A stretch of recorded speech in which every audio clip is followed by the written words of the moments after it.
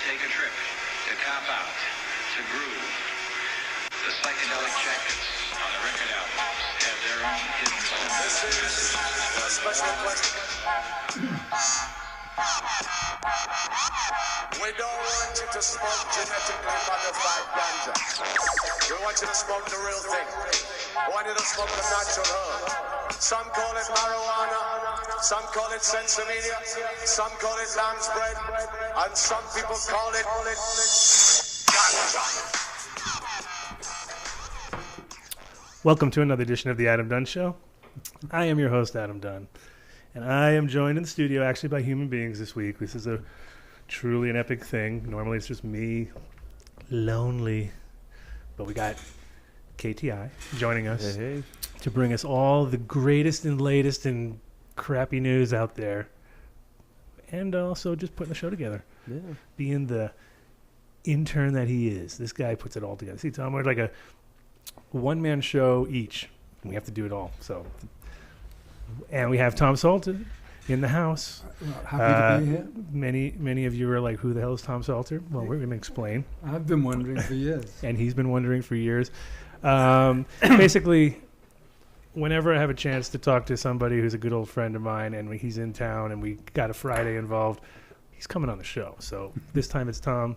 You never know. That's what keeps the show interesting too, because it all comes back to weed generally anyway. So it's not like Tom's a virgin in the weed world. He's not necessarily a grower. He's not necessarily like that weedy guy that we normally would have on the show that just lives and breathes and talks weed all day long. But after we've had a nice discussion, I'm sure everybody will agree, probably literally the most interesting man in the world sometimes. Like that guy, that we saw with the beard. This guy's stories blow my story. People like my stories. They think my stories are good. I listen to him. I go, fuck, get him on the show. Don't even start. I'm just kidding. Go ahead. No, I was going to say, it's just I happen to be older. So that's how you get a few extra experiences on the way. But what's interesting enough about it is, and I always thought about this as myself, and you probably kind of seen it from a different side, but we're sort of similar in the sense that we're like the Forrest Gumpy kind of characters where as you tell a story, people go like, wait a minute, you were there? And you're like, yeah, I was there. And you tell the story and it just doesn't seem anything weird to you because you were experiencing it. But to other people, it's like, whoa, I heard about that. You know what I mean? And you were definitely there. A lot of things that were really cool at the time period when people dream of now, because you can never go back in, well, maybe one day, but we can't go back in time at this particular moment in time. So, well, I won't go all the way back in time. No, but we can live vicariously through people that are still around that were there to experience all this stuff. And that's kind of what this show's, I think, going to end up being like. Well, it's obviously connected to the wonderful fact that you're in Colorado and this stuff has been illegal most of my life. Yeah. In most parts of the world where I was. Well, the photo that we post, because we posted a photo from Aces online for everybody to see the true happy expression in your face, because it was like that was you getting to see some cannabis, close up. Oh, and then what you could see on the picture was that is a true smile. There was no doubt about it. There wasn't like a pose even required. It wasn't like, hey, Tom, I'm taking a photo. Need to give you. It was like turned around gleaming because he got a chance to see some plants in full action here, which is, sometimes, and that's the crazy thing too, is like living in Amsterdam, I used to like get to experience that all the time, like people coming for the first time and seeing a plant and they were like, whoa, this is crazy. It was like life experience, like life-changing experience.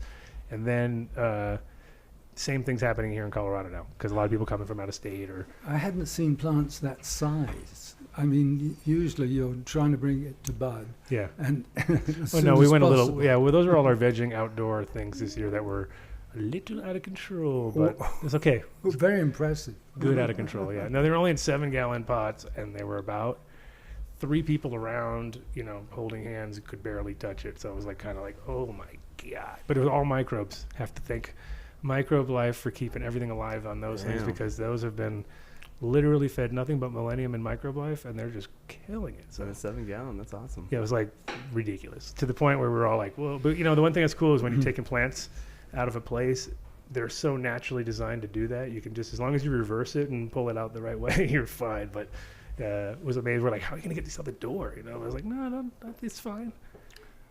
I remember living with a friend in Hawaii, and he was growing it in like a little suburban thing, but they were large plots, a couple of acres, I suppose. And growing it was fine. The biggest problem was drying it. Oh, because it's so moist there. Well, you could smell it from the really? end of a 100-yard drive. So it was. Yeah, Hawaii is. I mean, it's kind of like depends on what side of the island you're on. Because if you're on the one side, it's going to be dry. If you're on the other side, it's going to be super wet. Like there's some people who just, they have 100 and whatever inches of rain a year or something. They're like, nah, you can't really find it. They won't go moldy there. They've just stopped the sugar industry in Maui, which was kind of an ugly way to treat plants. They let them die off, and then they set fire to them. That was the way they made the sugar, and then that would create a lot of really bad air. And you're on an island in the middle of the Pacific, and it was bad. So they've stopped it now. So there's this whole island wondering what to grow or what not to do, and all I could think of is Maui Wowie. But great idea. they won't, of course. No. That's still growing there, though. Yeah, no, it's great to see those kind of industries, leave that space because it opens up the door to hemp. People are now putting big campaigns in for that. Actually, a friend of ours from Island Hempwear. Remember back at our store in Amsterdam, we had those Hawaiian shirts. I think didn't you get one in the end? Didn't we? Probably. I think we got you one of those back in the day. We had the cannabis going up the thing. But those guys were on Kauai, and it was a couple, and the guy's mom was the senator there.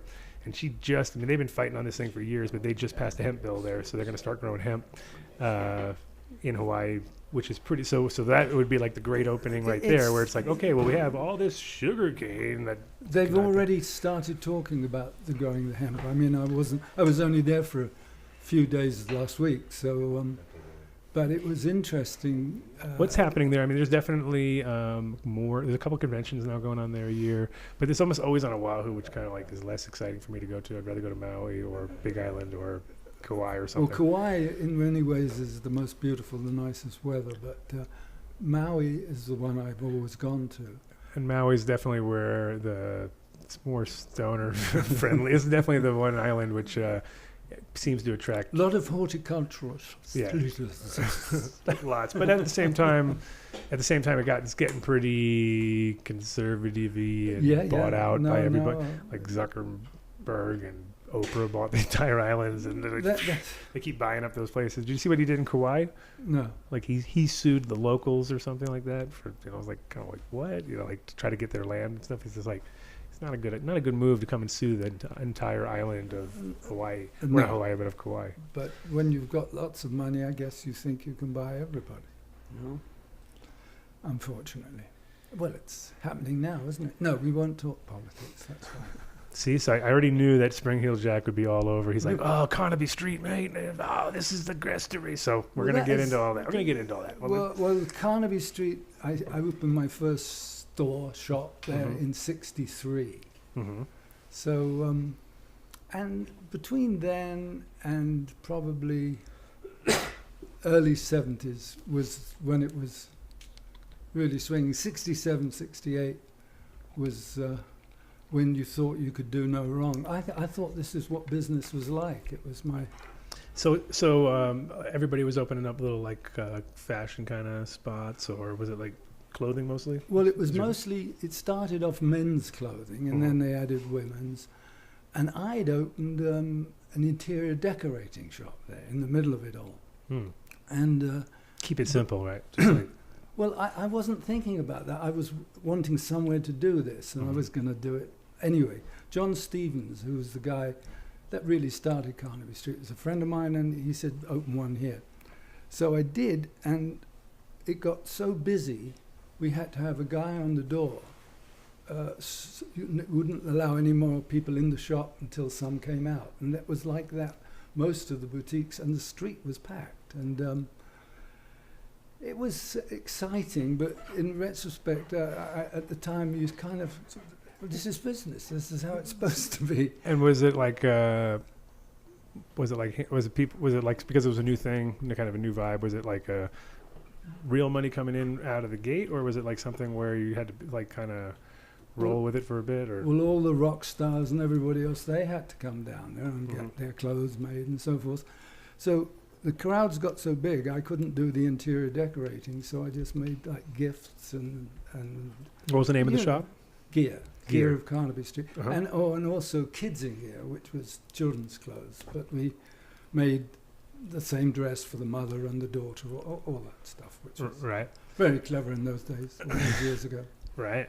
And then Carnaby Street also became more like, after that, it became sort of epicenter of that little fashion change in music and things like that, or what was it? Well, you get very involved with the music business, obviously. I mean, which is where I eventually became more involved with music business because John Morris, this friend of mine, an American guy, had come to England and opened the Rainbow Theatre, Right. which was bringing all the big bands in. And This is also around 62, 63, or is it a little later? this is a bit later. Mhm. This was more towards the 70s. But in fact, I got involved, I think, in 72, Right. which was John had asked me if I could give some money to the business, because I guess in those days I had money. Right. But and I could also read a balance sheet and said, you can't possibly make it work. You have the Who on the weekend, and then you've got everybody's wages to pay until you can get another big band, and it's very hard to do. Sure. So in And the it's, end, and it's like, I mean, now it's still the same. It's obviously hard, production's always hard, but back then it was also, the biggest thing going right at that moment, right? well, he'd been working for Bill Graham and sort of came over to do that. And when he left, the record company took it over, and his big thing was he didn't want to stop because he had a band coming. So I said, well, could you put the band somewhere else? So, well, yeah, we could put them at Wembley, and it was the Grateful Dead. So that's how I got. I went into the music business at the deep end. Right, just jumped in hard at that point. Yeah. And I mean, not to go straight into the Dead, because I knew that. Gotta that go would straight be- into the Dead. I mean, we knew that was going to be the what? Ears perking up because, obviously Spring Heel Jack and the guys like that in England, they know what's up with Carnaby Street. They knew that was the hot spot. When the Dead actually arrived that was in 71, right? Isn't it? Or Or 71. well, The tour was 71. Rock Scully came over the year before.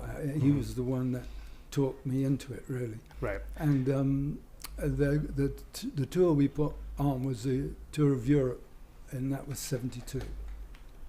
Yeah, and it's interesting because, that's, every tour, especially every European tour, is super iconic with the Dead, just because, I think also 93, there was another tour in Amsterdam, and that's when I started my company, and I remember that, just the vibe of people coming through, and, I wasn't paying attention because I was doing the same as you. I had my shop open up, but I remember your shop well. but the vibe happened. It came through, and I can imagine what did England think of the Dead when they showed up that year? Were they kind of Oh, it was a massive response Really? all the time, but it was just I had sort of been around rock and roll to some degree, but it was the family aspect of the Dead that appealed to me, and I just got so involved.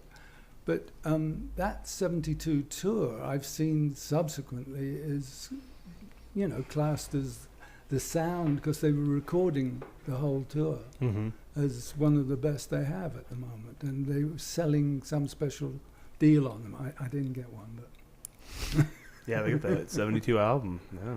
I know. Yeah, Should have yeah. That's now. wonderful. If you think Yeah, the now, ice cream. all these classic, damn, should have been grabbing those. Well, some of the photographs were taken at my house in the brochure that went with the album. And because this was what I told you before, I called my Delusions of Grandeur period. So I Sure, had a stately we all home. have them. Yeah, had a stately home. In England, that's like... I'm having one now. You got to be an aristocrat and inherit it and all. Anyway, I was able to do a deal with the National Trust, and it was set in 20 acres with a moat round it, formal gardens, gardeners, the whole deal. And we invited the whole of the Grateful Dead down for the weekend, and all the road crew, and about 40 people came, and it was quite interesting for the neighbours. And this place that you had was just like a ridiculous, like had a moat and everything. Is this the place with the moat? Yeah, it dated originally from, God knows when, 900, but it was, what was left was partly Georgian and various older bits. About 10 bedrooms, and everybody stayed in the house. And I lived like this for a few years during this whole Carnaby Street insanity. Right. We sold the tickets for some of the shows from the shops in Carnaby Street. Yeah, so it was just like pretty much the hot scene from what, and that was up till about 72, 73, or how much longer did it go? How much longer did it Carnaby for you?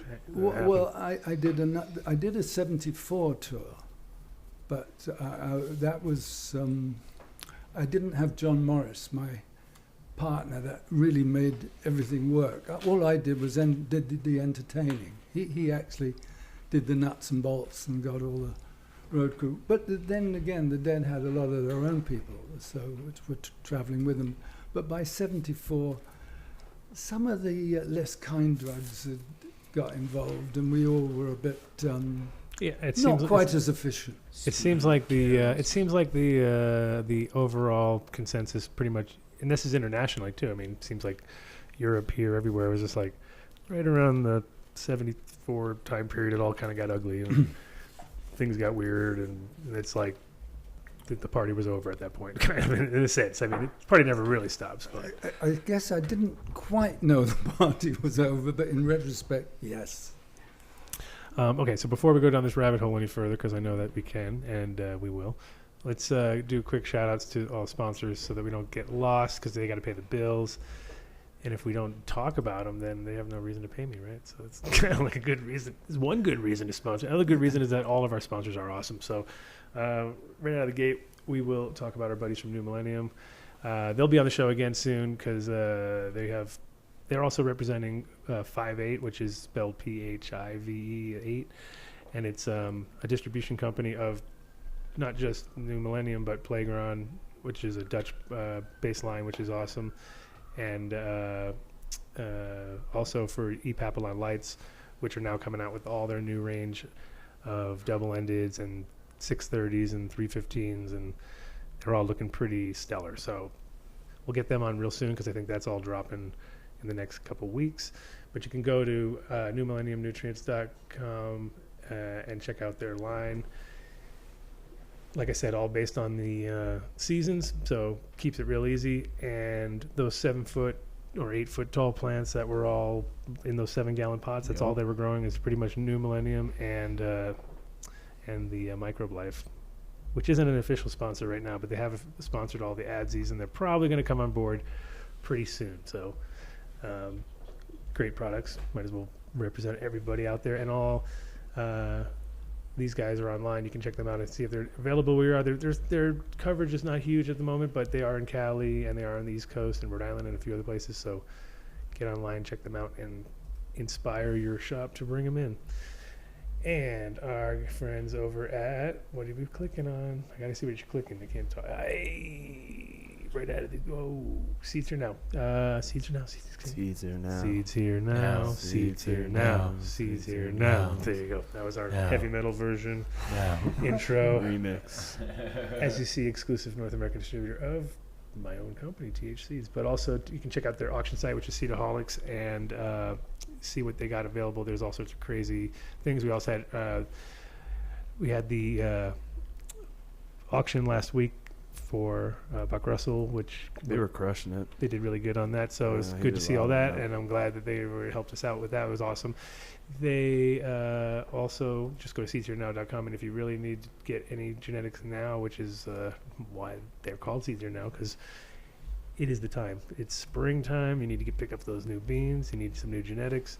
We Get got some fresh in. 35 breeders, all U.S. based, and all been doing it for a while because he doesn't bring any on. No newbies on there.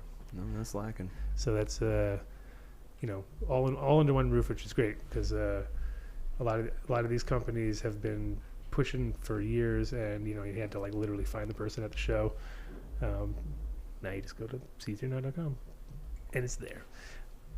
And our friends from Growstone, actually trying to get in touch with Shay today. We didn't sort of did telephone tag, but I'll get them on the show soon again, see what they're up to. But Growstone's great stuff if you need to get some drainage, especially those Cali people probably need some drainage because man, it is a wet year this year.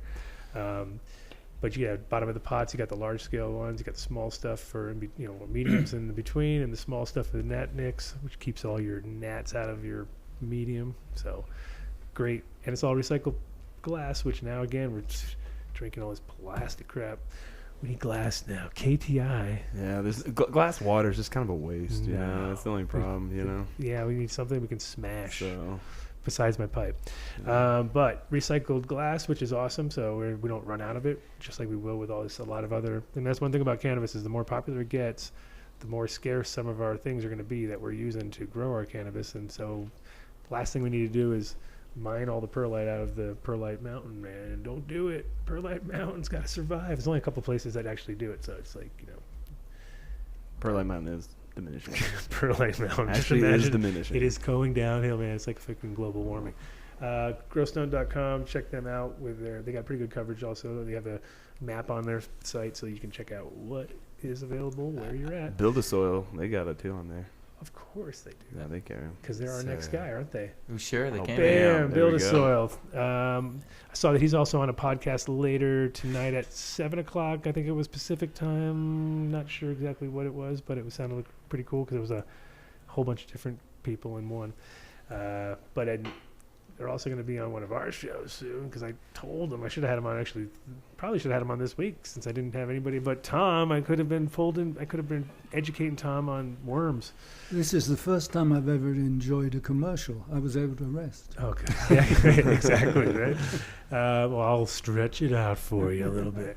But Build a Soil you're a one-stop shop for any kind of amendments. Also for custom soil blends. If you got you need 30 bags. You need 300 bags. I need 30,000 bags. He's got you. And that's the best part about it is he can scale up. He knows what he's got. And the stuff that he can get and things he has on his shelf are all tried and true. And most of them are, if you're into no-till or any of that kind of stuff, you must go see him. And or just get online because he'll ship the stuff to you, which is awesome. It's crazy getting dirt shipped around. You're just like, man, this world's crazy, dude. We're getting on planes with dirt because you need special dirt, so you can't work with that dirt. But it's true. Makes all the difference. And you can also go to 855-877-SOIL if you want to go old school and call them on the phone, or just go to buildasoil.com and they will be there for you. Also, last but not least, we got the guys over Incredibles. Where are they at? Oh, yeah, Incredibles Edibles. These are the best edibles right here, Tom. This is what you want. They have got killer flavors. They've got very on-point dosaging, so you know exactly what you got. You break off a 10-milligram piece, you got a 10 milligram Where's piece. the samples? I like to keep my guests half alive when they're here because these things, by the time the end of the show, we'd be scraping you up off, we'd be shoveling you down, picking you up. So, but at the same time, they are consistent, which is the most important thing I think when it comes to edibles. And well, besides flavor, of course, they got both those things down. On top of that, they've got great extracts which you can pick up locally. If they're made with the product from the shop, it'll be your gold label, and if it's a black label, it will be their in-house super awesome flame flavors. And then you can get the pens also from them, which are all made super clean. It's got great terpene profile, and if you can get that orange soda stuff, pick it up. Incredibles, iloveincredibles.com is the website, and you can check out a store finder, and then you'll know exactly where shop is near you.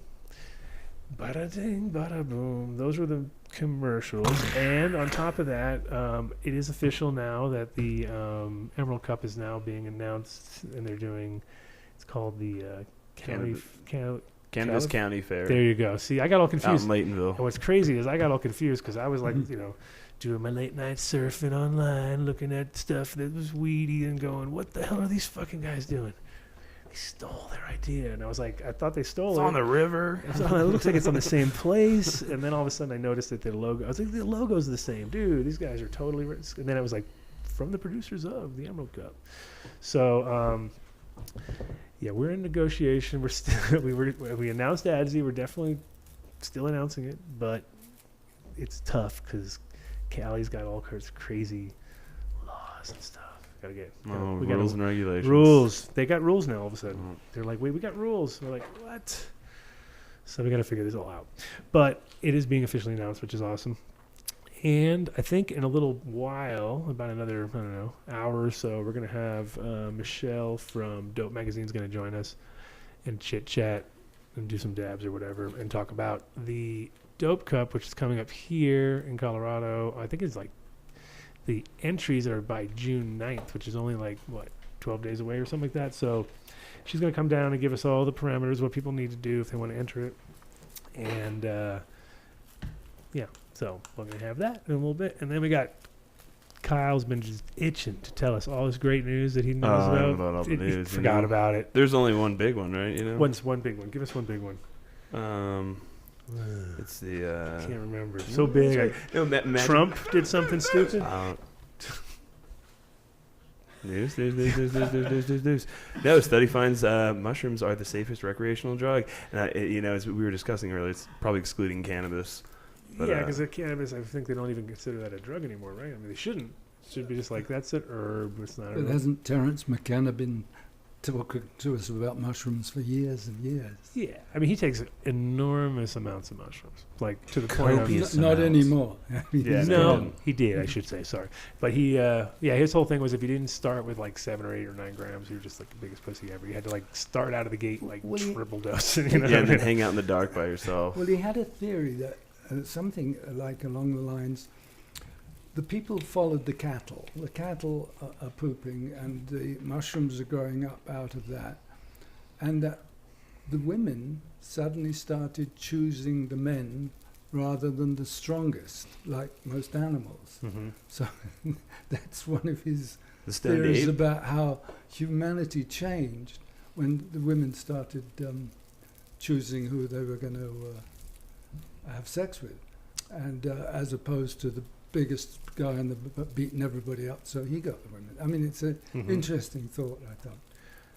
There you go. Well, that's one of those things we want to delve into today. We want we want interesting thoughts. We want to, so as far as mushrooms go, I'm always a little bit like amazed, like back in Amsterdam when we were selling mushrooms out of our shop, and, there was a time period where I would literally pack up like 2 or 3 pounds of dried mushrooms, like before the morning, like, and be sold out by 3 o'clock, you know what I mean? Because it's just that Easter weekend or something crazy and everybody's there, they're just lighting up.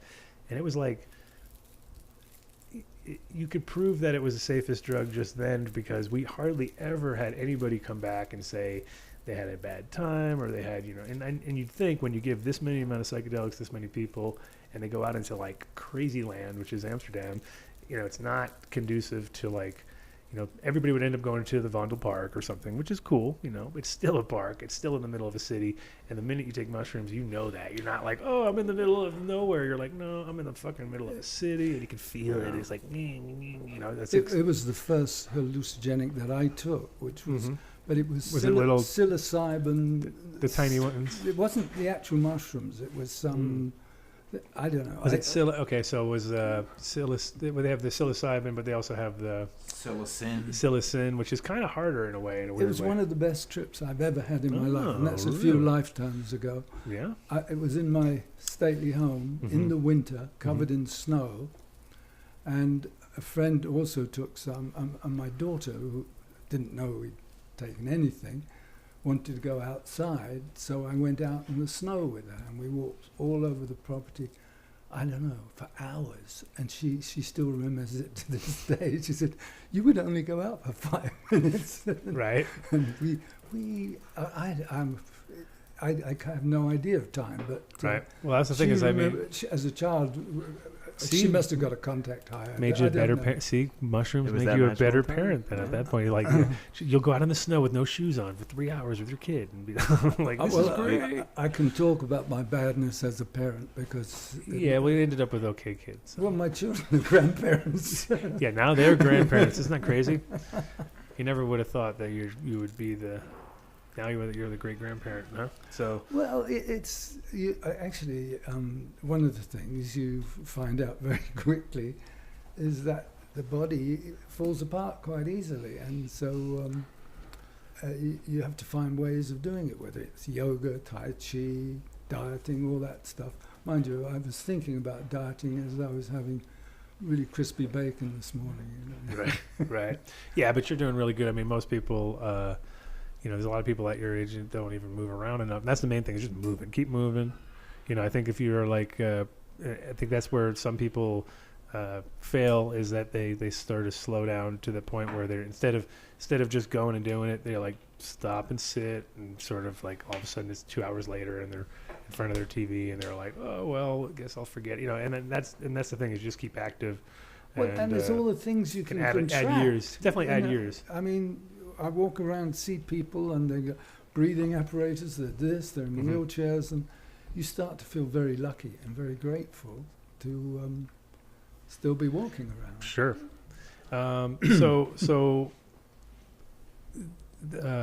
In the beginning, so after London, did you like venture out early, or did you kind of just run that town for a while? What was it? Well, I kind of used up my time in London, and I didn't think about it that way, but some friends had started going to some group doing meditation, and so they sort of kind of forced me to go there in a way.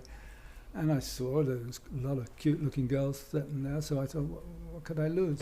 That'll keep you young. Well, Keep the and wrinkles it away. certainly changed everything. It didn't change my view on hallucinogenics and medical drugs, or whatever they're called now. But I suddenly discovered other stuff, that you can keep the body in a better shape. Because everybody's like, I can't do it like I did when I was 20, sort of thing. But Right. you can average it out better. Sure. And I mean, I think the key is to not. I mean, one of the things is interesting. I mean, I don't know how you were when you were younger, but I never thought about it, and I still don't. I'm like the worst when it comes. Don't ever go to me for how to take care of your body thing. Even though I eat good food, I still don't really exercise, and I don't. I think I'll do that when I need to, in a sense. And at this point in my life, I'm like, I'm 48, so I'm like, maybe I should try some of that exercise stuff. That might work. But then I'm like so out of. I talk about it with this kid I know, Andy, the one that you met, and Andy's like, he knows everything about nutrition when it comes to like a bodybuilder mentality, you know what I mean? How to build muscle and do this, and I'm just like, dude, I have no idea what you're even talking about. It's like me talking about weed to other people, You're 48, I'm 84. Oh, Not that that's lying, because it's not quite. Me too, not quite. I got a month. I got 2 years to do that. Oh, I got 2 years is different. Yeah, 2 years is not a lie. But, Yes, it's but a straight up lie. I'm very grateful that I took up Tai Chi as a hobby. It was you can collect stamps. You can find all sorts of things that get you. And I took it up 40 odd years ago. But I'm a didn't- Tai Chi guy too. Cool. Yeah. Great. Well, I didn't keep it up. I kept it up for a few years, and then I gave it up for 10. And anyway, I've been doing it pretty seriously again. Not seriously, enjoyably, for about 10 more years. So it does help. And also, I do this sort of yoga type exercises, and it just gets to the point. You can go and get loaded and everything else. Why? But I have to have a kind of a routine. I guess that's the old part of me. I must have this routine or something. Sure. No, well, that's, I mean, when you're young, and I think it's when you're young and when you're a bit older, you both need routine in your life. You know what I mean? When you're in those middle years, you can kind of go wild and just do whatever come home on a Sunday and go out on a Thursday and do stay up for 2 days straight and all that kind of stuff. You can do that when you're in the right age group and you're in the right kind of bounce back period. It's all about the bounce back, really, you know. But then when you start to go like, whoa, it takes me 3 days to recover from 1 day of staying up late, that's not a good. You probably should be concentrating more on yourself. I Right? have vague memories of at parties wandering around with eyes open, telling people I have been up for 3 days. Like it's something to be proud of. Right. Stupid. But anyway, it felt good at the time. We all thought that was cool. I mean, actually, when I was a little kid, I used to do that. Like pre-drugs, I was like, oh, me and Mo would stay up for as long as. I think we did like about 2 days, and we like got to that point where we're getting really like loopy, and you know, when you're 8 years old and you're up for 2 days, you're like, you're definitely, it's not the healthiest thing for like a growing mind at that point. But we were like, we're staying up. I remember we were like trying to like eat sugar, and just after 2 days we were done. You know what I mean? But yeah, those kind of things. I think when you're, you know, and that's the crazy part is too. Now when I look at my kid, I'm always like, he's like, that's only 10 years from now. You know what I mean? Or that's not even less. Like we were talking about earlier when I said that I started to smoke really young with Mo, like 9, 10, you know, we were like really young, and then I quit around 11 and a half going, you know, or something like that, when I was like, all right, I quit, you know what I mean? Like that was, I'm going to get in the military now, right? So like I went through these little fast time frames. So by the time I was 16, I was already like back to smoking lots of weed and like totally like hippied out. I'm going to be a hippie now, you know, so I was already military minded, and then It was Red Dawn, bro. It fucked us all up. It was Red Dawn. Yeah. You're right, we talked about that already too. That's true. Yeah, that's what did it. One movie ruined us. I never smoked. Look at me. I'm still wearing my camos. Yeah. I never smoked a cigarette ever in my life to this day. Really? What? And You look like a guy that might But smoke I some smoked everything else. But I didn't. Crack. It was. It didn't appeal to cigarettes. Yeah.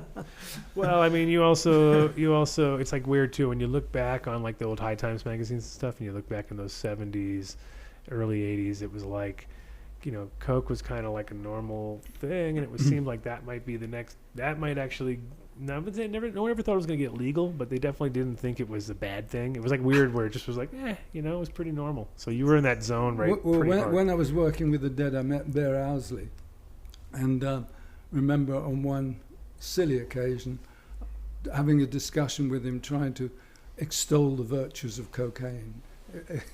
Yeah, with him challenging you with LSD. Not challenging me, destroying me, but yeah. Right. But it was silly. Sure. No, and that's the thing is that, well, I mean, as you know, that's, you know, plenty of people have gone down that road and thought they are on a new path, and it's really the same old path in a sense, and it's just a matter of, you know, it's very different than when you talk about a psychedelic experience compared to like, you know, a cocaine-driven experience, because we all know it doesn't, you know, it doesn't go very far past a certain point. It kind of. Well, with cocaine, you start drinking enormous amounts of alcohol. You know, it was just lubricating your throat. You know, but Right. No, yeah, you definitely, and that's the thing is now people pay the price because a lot of people got into that lifestyle, and you know, like you can already tell by just looking at you that you're not those kind of guys. But there's guys who literally that's their driving force now, and it kind of like it's a bad thing. I mean, if you're gonna pick and choose, you definitely don't want it to be like cocaine and tobacco. You know, it's like not a good combination. Those two things, if that's your combination, and alcohol, you know, throw some alcohol on top, that's like a definitely. We'll have a war on that. Then. Yeah, that will definitely hurt you in the long run. Sigmund Freud thought cocaine was like some miracle drug. Well, it isn't to a point. I mean, it definitely enhances your ability to think quicker for that moment. Sherlock Holmes, right? And Aleister Crowley. Or was it Crowley? Aleister Crowley. He was a big cokehead?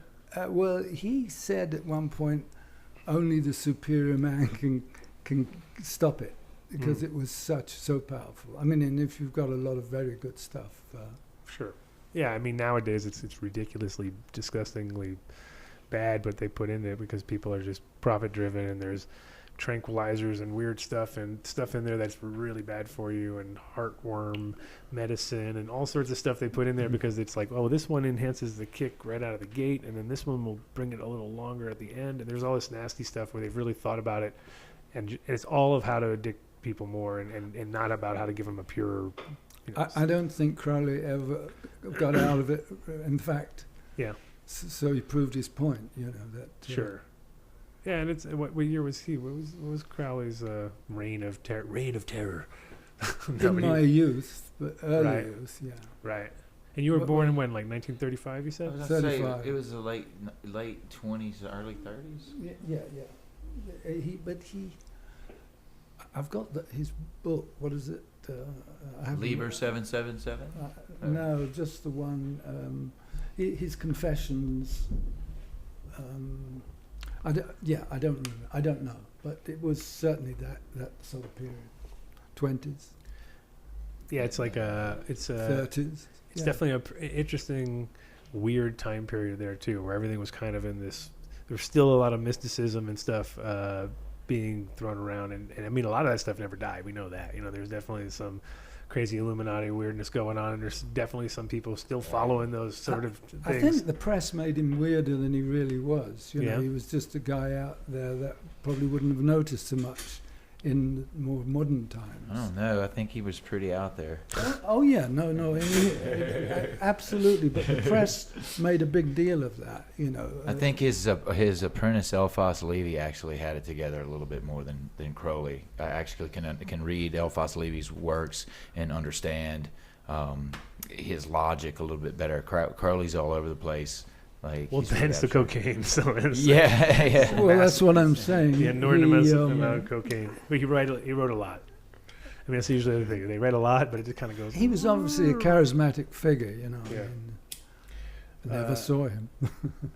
No, well, you were. I mean, definitely. A little, I don't even know if I would be old enough. No, I think he died in the 40s. I'm not sure. Do you know? I'm not really sure. Yeah. And is it Crowley rather than Crowley? I mean, I'm from Crowley, Louisiana, but everybody I've heard talk about Alistair says Crowley, except Yeah. Ozzy Osbourne. I mean, he says Mr. Crowley, very, very distinct. So he fucked it up for everybody. So we can Once go. again, rock and roll fucks it all And up. Ozzy's British. It's like people say David Bowie, and it's Bowie. Bowie. It's David bow down to the master Bowie. He was actually. I'm sorry. No, go ahead. Tell us it. I was on tour with a band called Stomu Yamashita. It was a Japanese percussionist with a lot of top musicians, Herbie Hancock's, you know, people from all these top bands. Mm-hmm. And he had Japanese television following him around. And when we got to New York, he said, "Oh, Tom, I want to do an interview. To just arrange it with you." I said, "Interview who?" He said, "Oh, you know everybody." And McCartney, Bowie, somebody like that. And I thought, well, I can get out of it by pretending they didn't turn up. I was planning my way out of this. They turned up back then. But I went for a haircut. I had hair then. Mm-hmm. And the barber was in a bad mood. And I said, "What's wrong?" So he said, "Oh, my girlfriend's gone off this lousy, rotten, whatever you call the English when you know, not pleasant." Right. And I found out that it was David Bowie, and that they were hanging out at this Copacabana. So I said to Stomo and the other band that I was sort of supposedly going to manage, which was Dr. Savannah's original jazz band, totally different. We went in their stretch limo to the Copacabana. I don't know whether he's going to be there or not. And made them and the TV crew wait outside. I said, "I'll just go in and check." And he was sitting right there, waiting for this girl where she worked there. Mm-hmm. And I went up and said, "David, you don't know me, but I work for Stomu Yamashita." He said, "Oh, yeah," because he was a great musician. Mm-hmm. And he's got the Japanese TV following him. "Well, do you mind doing a short interview?" And he was so nice. Yeah. That was my So David Bowie story. So you pulled it off. And you were even well, trying to get out of it. You were physically trying to get out of it, and you managed to pull it off. That's pretty awesome, though. I mean, and that's the thing is, people were way more approachable then. You could actually do that kind of stuff. And I mean, you know, right place, right time, as usual. Yeah, no, I mean, I just saw this some dreadful film with Goldie Hawn in it, and not dreadful film. It was just I know exactly which one you're talking. I know which one you're talking about. But It looked dreadful. I knew her in the past. She came to a Grateful Dead concert we did at the Lyceum, and we had this old music hall theatre, smaller gig, and they played for 4 nights with the new writers of the Purple Sage. and I had this like royal box. So I was sitting in it, and in came Goldie Hawn. So I saw. This was when she was still hot, obviously. Oh, Yeah. Dude. yeah. What? So in fact, about 10 years later, I met her in Ibiza. on Goldie Hawn. Well, I did, and as I say, I met her 10 years later in Ibiza, and she remembered, so I was quite proud of that. And then I saw her in the film and realized the dangers of plastic surgery. Right. I Is know. that the one where she was in the champagne glass for the promo? Which one? The new movie? Or No, what? this is ancient, Oh, like ancient. the old movie, Oh. Goldie Hawn in the. No, this is a new movie. Yeah. Oh, it's a new movie. With Oh, the movie he's talking about now is with what's her name? It's with the comedian. With, yeah, she's quite well known, although I'm too old to know her. yeah, whatever her name is. You know what we're talking about? A little No. chubby, a little bit chubby. Yeah. Amy. Amy Schumer. Yeah, Amy That's Schumer. it. Yeah. A little bit yeah. chubby. A little bit Yeah. chubby. Yeah. That's how you describe her, Amy. I always forget. Well, enjoy your But yeah, so I mean Nice. and you lived in LA for a while. We'll just Well, jump. We're going to jump around. We're going to go okay, years. well, what happened is when I did the meditation thing, after it had finished, I was convinced they'd brainwashed me and went straight back to getting as ripped as I could possibly do. And a friend of mine grabbed hold of me, put me on a plane to New York to go and do another course in the same thing. Mm-hmm. And I went there to do a 2-week meditation course, and it turned into 30 years. This So, is Eureka we're talking about now. Yeah, yeah. And so the Eureka thing that you went to first was in was London? in London, Okay. and then in Manhattan. And I went, and so you were at the original place that I used to go to as a kid and Yeah, well, ride the escalators and all that stuff. your So- mother was one of the first in that. Right. So I mean, so the people who are listening maybe they don't know what's going on. That's been the story of my life as growing up. I always had a kind of a weird double life going on because my mom was part of Eureka, which is what we're talking about, and it's Eureka, not Eureka. Elaborate on that, please. And it's well, yeah, I'll let Tom do it 'cause It's named after a city in Chile. since he got paid to do lectures for them, so he and knows what's up. Okay, yes, I used to go around doing that. It was some people in Esselen had heard about this guy, Oscar Ichazo, who was in Santiago, Chile. And Esselin's very famous in Big Sur, and it's an institute that's looking out over the water, and there's beautiful people there go meditate and all sorts of crazy. Is it Really, like Right. transcendentalist or something of that nature? Well, I'm thinking about they must have a hard time right now because there's been a big mudslide that's crazy. That- made it difficult to get there. But it's anyway, impossible. these people, I don't know, about 90 of them or something, including your mum, went down to Arica, Chile to do a training with this man, Oscar Ichazo. He had, was teaching everything that was related to yoga, Tai Chi, meditation. His own little twist sometimes here and there, but still following pretty close to. I mean, everybody. The thing is, that was interesting is that when I was growing up, I'd go to everybody's house, and everybody would have mantras on the wall, and rooms were painted different colors for meditating rooms, and everybody Yeah. I got used to it after a while, and then I'd go back from that To a normal house. to like a weird house to my grandmother's place with all veneer and like Victorian. refinished basement and kind of like Wow. oh yeah, this is definitely where everyone, and then go back to New York and then hang out at these people's at different houses or at the institute itself. And the institute had different rooms, and me and my friends would go and just have pillow fights with all the pillows and go nuts and break stuff. And we were the troublemaking kids of the parents that were there that were trying to do some serious stuff, and we'd be like, woo, take over this little whatever room they weren't using was our fort of pillows, because they had all the meditation pillows everywhere. My wife and kids came out as well, but then I was by then living in an Eureka house. So I got a job. Was that not the music house though, right? No, Okay. no. You didn't have to give them all your worldly possessions or anything like that. By then, I hadn't got any left, but I would probably have happily given them. But by then, no, I had just had a severe hangover of life. But my wife and kids came out, and then they eventually went back to England, and I just carried on doing meditating, exercising, and getting crazy. It would be a bit of both, because they were a wild lot. They weren't. Yeah, that's the thing is if you look up online, what's interesting about the whole Eureka thing is that when you look up online, like, cults in the 70s and stuff, it's like, okay, it's in there. It's listed. It's listed as one of them. You know what I mean? It's listed as one. You got the Rajneesh and you got all these different groups, and you're like, oh look, they're Eureka, and I read about it, and I was all looking at it from a different side, like, oh, this is interesting. And what it actually said was, of all the different, sects or whatever they want to call Eureka was the most hedonistic, right? And so I was like, yeah, Oh shit! yeah, that's pretty much us right there. You know what I mean? In a nutshell. And it was like, it kind of like, but at the same time, it wasn't like there's no threats and there was no, because whereas like Hare Krishna and stuff like that, they're more of a threat because they have their own, like, they definitely was a lot more going on than just what they were doing. There's like little camps and stuff, and they've got like, Good ass food, man. Some of them are pretty militant though. I mean, More like the Rajneesh people. I went to Goa and then went on to Pune, where they all were, and they'd taken all the hippie world and given it the Indian twist. Right. And they were all dressed in orange. And I used to go to floating school. around. Well, I had to go to summer camp, and I went to Eureka summer camp, and we had a mix between Rajneesh kids and Eurekan kids.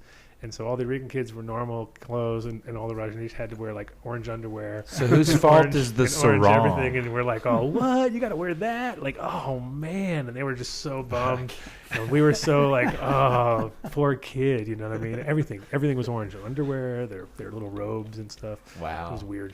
It was weird. Who's to blame for the sarong, though? Who's to blame? The sarong. For guys or for girls? Yeah, it's so wrong for the guys to wear these things. For girls, it's fine. For girls, it's beautiful. Like all the little tingly, bingly, If you're on a things. beach, But it's it's hot. great wearing a sarong. It's I guess a lovely. kilt Tom would is a be. big advocate of sarongs. I've seen him wear a lot of sarongs. It's like an exotic kilt, right? Or It's something that can be something you can sit on later.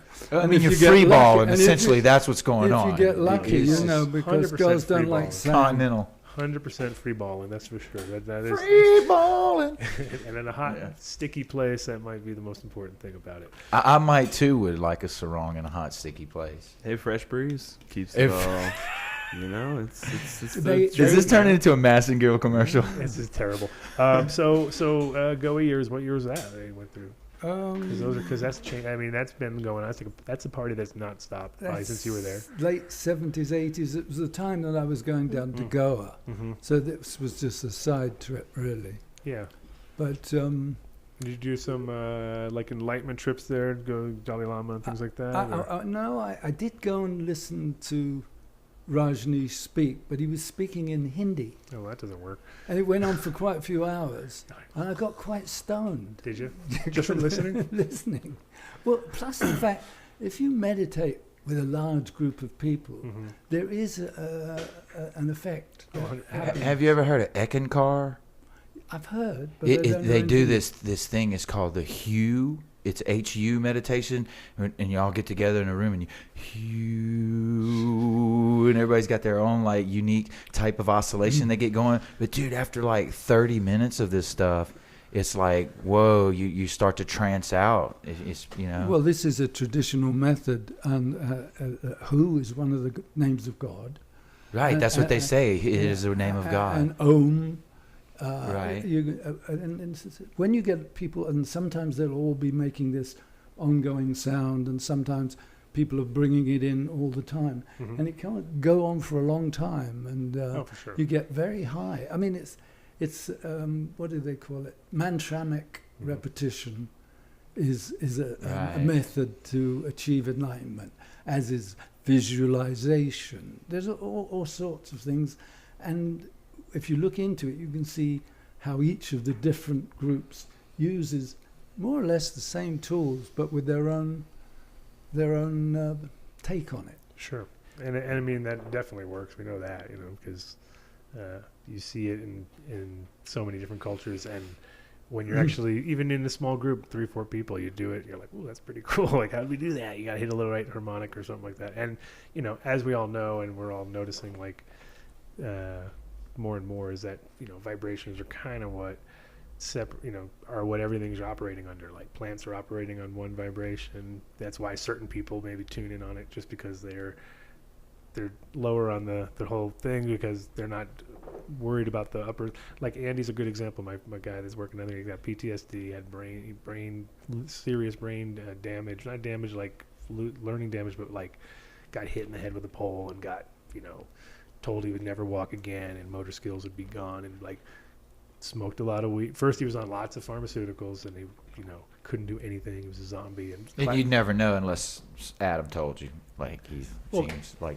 Yeah. Now he's on but point. He's had a really like hard journey getting back to that. Sure, and then part of that journey has been like knowing his limits. You know what I mean? And now he's like, but he's such a plant guy. It's so weird to watch because he's not a builder. You know what I mean? Like there's certain people who can build. Like here, go build this for me. He's not that guy. So he's like, and now he knows he's not going to try because he's in his lane. But he's an amazing grower, you know what I mean? Because of that, he's just like, so I feel like there's like a frequency there that your brain, obviously, because he's got this condition now that and also if he takes mushrooms, that's for PTSD, he can 6 months, he won't have to think about it, and he starts to get migraines once in a while. Those classic little things. Hey, didn't they qualify PTSD as for medical now? Yeah, here now they did. Finally, yeah. I mean, the most obvious things now. But so in general, it's like I think the vibrations are what kind of make everything. It's like when you're tripping, you're like, oh, dude, I see it. It's all there. It's so obvious. You know what I mean? It all roots to the breath. But at the same time, when you're not, you're like, trying to connect the dots or whatever. But for the most part, I think it's. I've been since universal. This last few weeks. Having an occasional hip, which I don't do in my life in London. Yeah, I'm trying not to overdo you. I don't want to knock you down. just. But I see everybody passing the joints. See, I'm stopping them over here. I'm stopping the joints. Just throw it. In the evenings, I want to do a round of Tai Chi, and I start doing it. It feels fantastic. I can feel the chi in my hands, all extreme because of having just a couple of puffs, but I forget the moves. That sounds like a classic maneuver. That's like the $1 million driving thing they did in Holland, where the American government went over there with the intentions of proving once and for all that cannabis is terrible for driving, right? Which I think anybody who drives realizes, like, no, it's pretty much like the opposite of alcohol, where alcohol you just get lead foot and go crazy and go through the streets like you're a madman. But when you're smoking weed, you get like hyper focused. You're like, and all of a sudden you're like, how the fuck slow am I going right now? Like, you can't believe it. Every time it's the opposite. I'm almost very rare. I mean, maybe somebody does, but for 99% of the time, you're going slower than you think. So they did this test expecting the worst, and they set up all these cones, and they got all these guys, and they spent millions of dollars. And literally at the end of it all, it was people who were high drove slower and missed more exits. So literally they're going slower than they should be, but they're still like seeing the exit like, oh, how do we do that? You know what I mean? Like compared to, the opposite, where it's like always, if you're driving fast, you're already missing exits just on the fact that you're driving too fast. But the fact that that's all they could come up with. And it was like, that's not a dynamic. So they weren't comparing them with alcohol. They were trying to, and they were trying to like prove that it would make you stop, like, and crash into these cones. And it was just like people were just way on point. And actually in Colorado and a lot of places, they train police to pull over cars that are driving perfectly because they're probably high. Because they're driving way too good. Like, get it for a broken windshield. You got to go like 2 miles to 3 miles over the speed limit, or else you're like when you're like the speed limit or below, you're high, and that's what they think. So you're kind of like got to ride that. That's what cruise control is all about, though, guys. Well, but still, you got to go 2 miles over. Just got to remember when you're stoned. That's the thing. Remembering. Cruise control. Cruise control is like it freaks me out sometimes. Like especially when you're really really high, because like if you're going up a hill, it tries way too hard. You're like, what the hell are you? You're like slam. I think it's like a beast. That's a bad throttle positioning sensor. Is that what it is? Oh, see, I'm glad you're around. But when you've had through getting stoned, it saved your life. Oh yeah. That makes you realize you never know. Maybe there is some overall thing or effort to keep us together. But I kind of blew it at somebody's party, and what'd you do? Well, I had the delusions of grandeur period. This guy had offered me his house in the Caribbean for a year for free if I would pay the overhead. And he was living in Mallorca. So all I had to do was say thank you. But no, I got to go to Mallorca and thank him personally and with a few friends. And we went on a charter flight. Get there, he's great.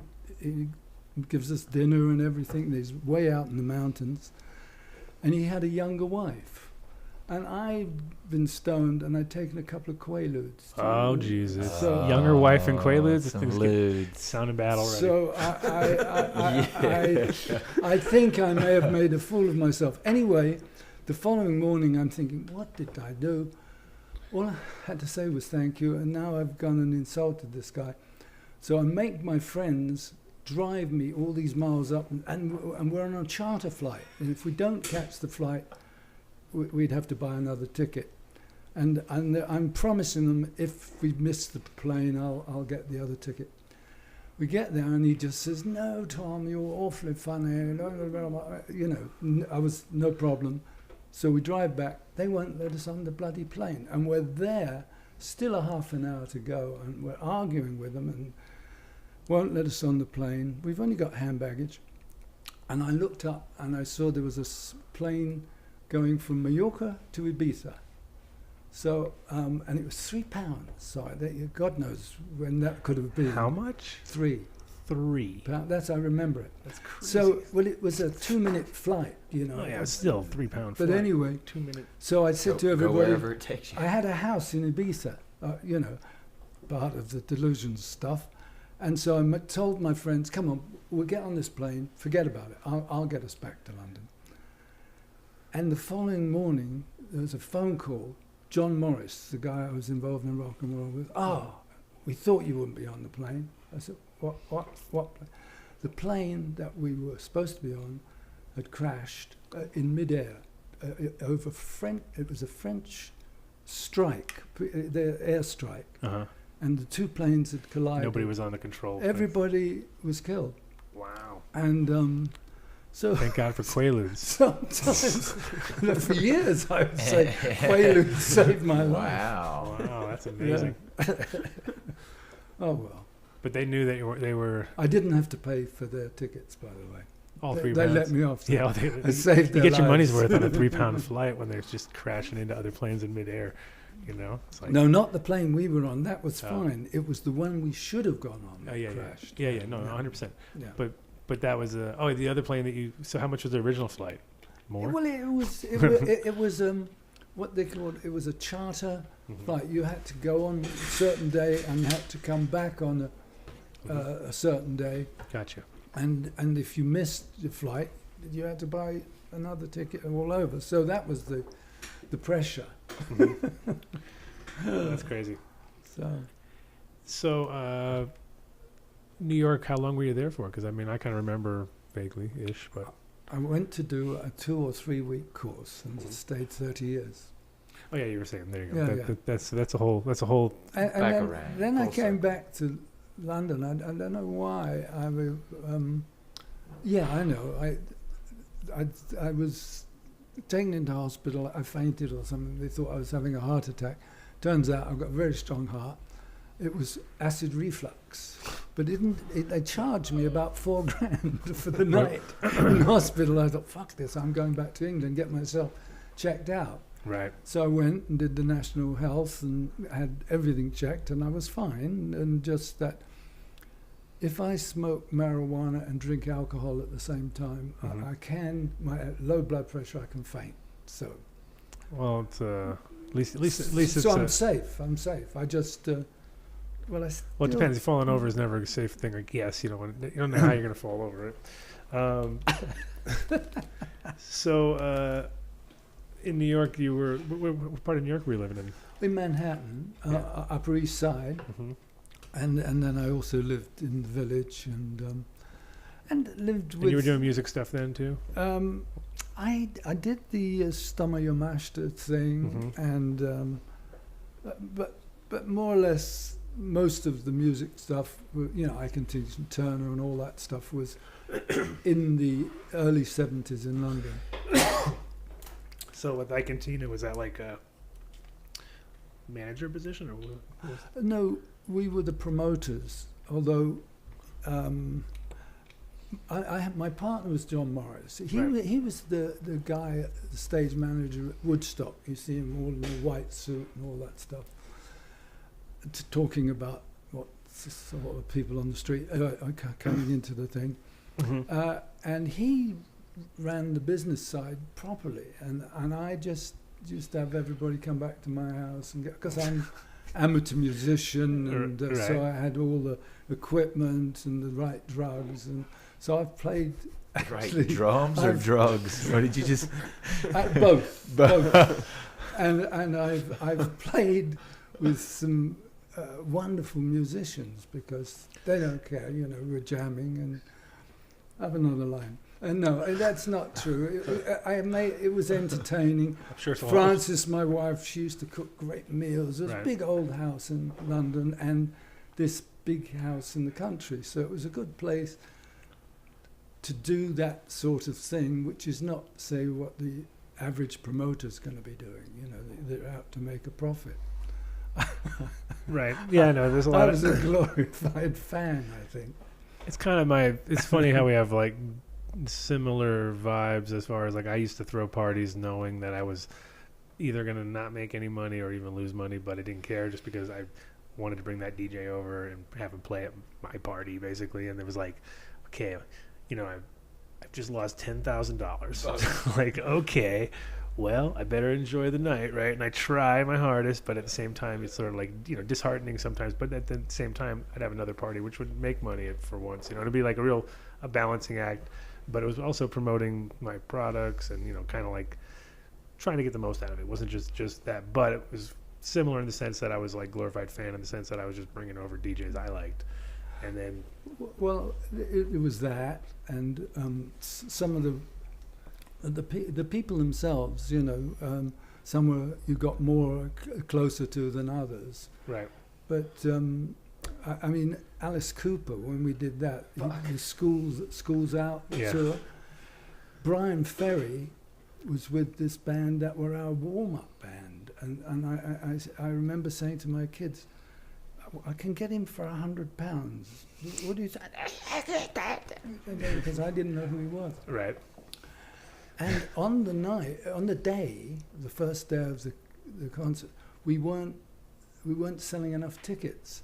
So I'm running around town, supposedly handing them out for people. But in the meantime, Alice Cooper went on TV with a snake, and all the tickets sold out instantly.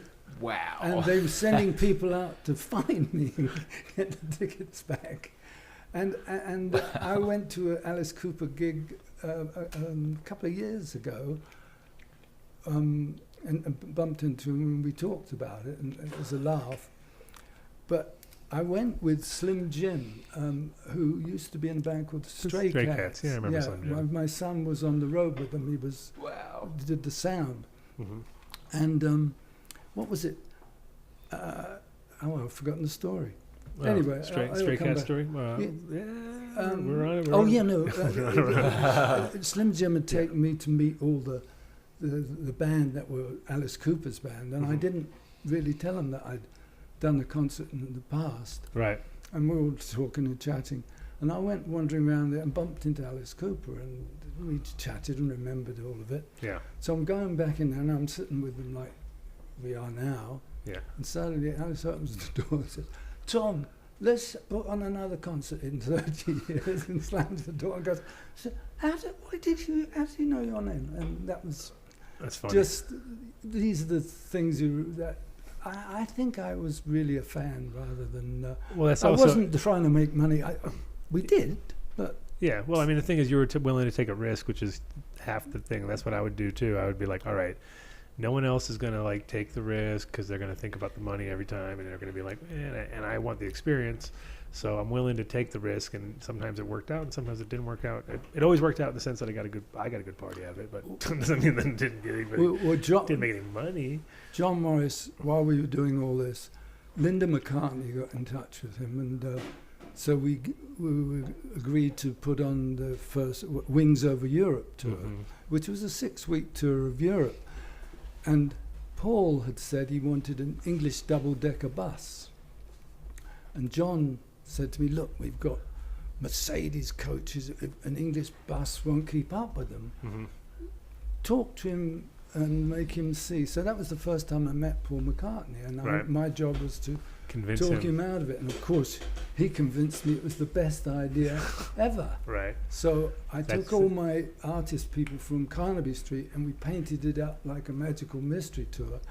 And I got an older double-decker bus with an open top, put it all with mattresses and couches and loaded it up with grass and everything else, and drove from London to across the channel with this bus, with the two guys that had done most of the painting.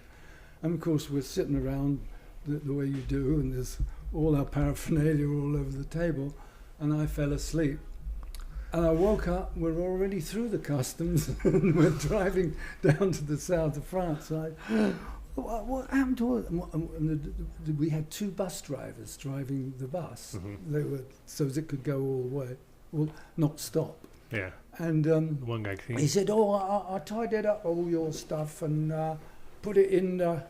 He'd put, in the front of the bus where the names of where you're going, he'd bind it up in that. That's a good idea. Good idea. Quick on his feet. So when I got to Marseille to meet the band, they'd had a hard time on the planes and this, that and the other. I arrived with this bus with some good grass and everything else, so I could do no wrong for a week. A whole week, huh? Well, maybe a couple of days. Right. So, and then, so you were actually working for McCartney for a while then? We did the 6-week tour, but after about 3 weeks, I claimed I couldn't hack a 6-weeker. I had to go home. My business needed me. But he was was he a hard driving kind of hard driver to work for, or no, is it? It was very different from the Grateful Dead, Yeah, where I would everybody think so. was family, and this was different. And he had Linda also playing in the band, and we had to put chord charts out for her, so practically every road crew member was a better musician. But I didn't fully realise that he really needed her. After they'd split up, the Beatles, and just after they'd split up, really. Right. And they did a college tour first, and then we did this 6-week tour. I remember in the Bullring at Arles. Oh, I better not say nasty stuff about people now. Oh, well, okay. But can you at least confirm for us that for all the conspiracy nuts, I already that asked them this. Paul McCartney is really really Paul McCartney? Like, turn me on, dead man. Turn me on, dead. What's that all? Number 9. What's that all about? Right, what do you say about all this? Well, I don't know when he was supposed to have been changed. 66. Oh well, I was in 72. Yeah, so you would. And that was Paul McCartney. Well, that was when you knew that. You didn't know. I could knew have been the clone. I knew George Harrison quite well. He used to come round to my house. And I like. Okay, best. he's the real George, though. We know that. Yeah, Nobody's claiming but that. If it had not been Paul, he would have noticed. They'd had a tough time replacing Ringo, though, right? Like, that would have been the most. Well, Ringo's the one that started that whole rumor, anyway, right? He's sort of turn me on, dead man. He started to kind of tell the press or something like that. Something. It might have been Ringo pointing his displeasure at McCartney. Just that. Right. Just to not expecting to set the cat amongst the pigeons. Sounds like thunder. That's Michelle from Dope Magazine's coming on board for a second to chit chat with us. They have an office right upstairs, so it's cool. quite easy and cool. They're going to talk about their cup coming up. The Dope Cup. The Dope Cup. Yeah, we probably got to make those. That's for the noise on That those must- stairs. It's for the. We're it's, getting invaded. it's for the. It's for the Mr. Rogers neighborhood sort of vibe or something. Hello, Michelle. Welcome to the show. Right on time. I'm amazed. Always. You're like. Hi, Michelle. You had to drive so Tom. far. Nice to meet you. Oh, it's just such a far drive. It was a far drive, right? All the way from upstairs. It's pretty good. Those are the commutes I like. I like those. Like my old place was. I had to go from my house through the alleyway to my office. It was like perfect. It's perfect. So I was giving everybody a sort of an idea, but I know you have obviously come so well prepared. You're going to tell everybody everything they ever could need to know about entering. Right? This is about entering right now. We're talking about. Yes, so we're having our Dope Cup Colorado June 25th at Cluster Studios. We're really excited to bring the first Dope Cup ever to Colorado. So pretty much for entries, Okay. they're $350 per entry, depending on what category you enter in. First question, out of the gate. Boom. Who is this aimed at? Is this aimed at personal growers or dispensaries or like, do you have to have a license to So be you on? do have to have a license because I we just want are to know right out of the gate. Yep. So people will go like, forget about it. I don't listen anymore. totally. We're manifesting through Dun, dun, Starbuds. Yep. Manifesting through Starbuds. And then Here, just we go a little are closer. working with Gobi for our testing facility. So we'll actually be doing testing for the actual event as well. Okay, so what is the percentage of testing versus like judges' actual The whole thing. opinions? Or do you know? Is there a percentage of that? So totally, yeah, we have the Trichome Institute doing pretty much the entire cup judging. Max Montrose The and all human those filter. guys. The human filter. We're The stoked. plug. He's going to filter it all through his veins. So they're going to be testing on bud structure, color, trim, trichomes, ripeness, health, density, pungency, smell, smoothness, taste, and burnability. Burnability. Burnability That's is a the word. last one. Is that actually a word? It's a literally word. a Well, word. it's actually, I don't know if it is a word. The funny part Combustibility? was is that in 1993 I made that a category in our cannabis cup, which was the first sort of like cup that was like put on paper and thought out like as a real structured cup, because they already had like 5 cups before the one we did. Well, the Amsterdam one. Yeah, and then the ones that they did before us were like private owned, like maybe us, like this is it, we're doing the cup, all right, we're done, cup's over. But we were like, no, you gotta bring in people and make it into a party. And then one of the categories, I was like, yeah, burnability. And then they copied burnability, and then burnability.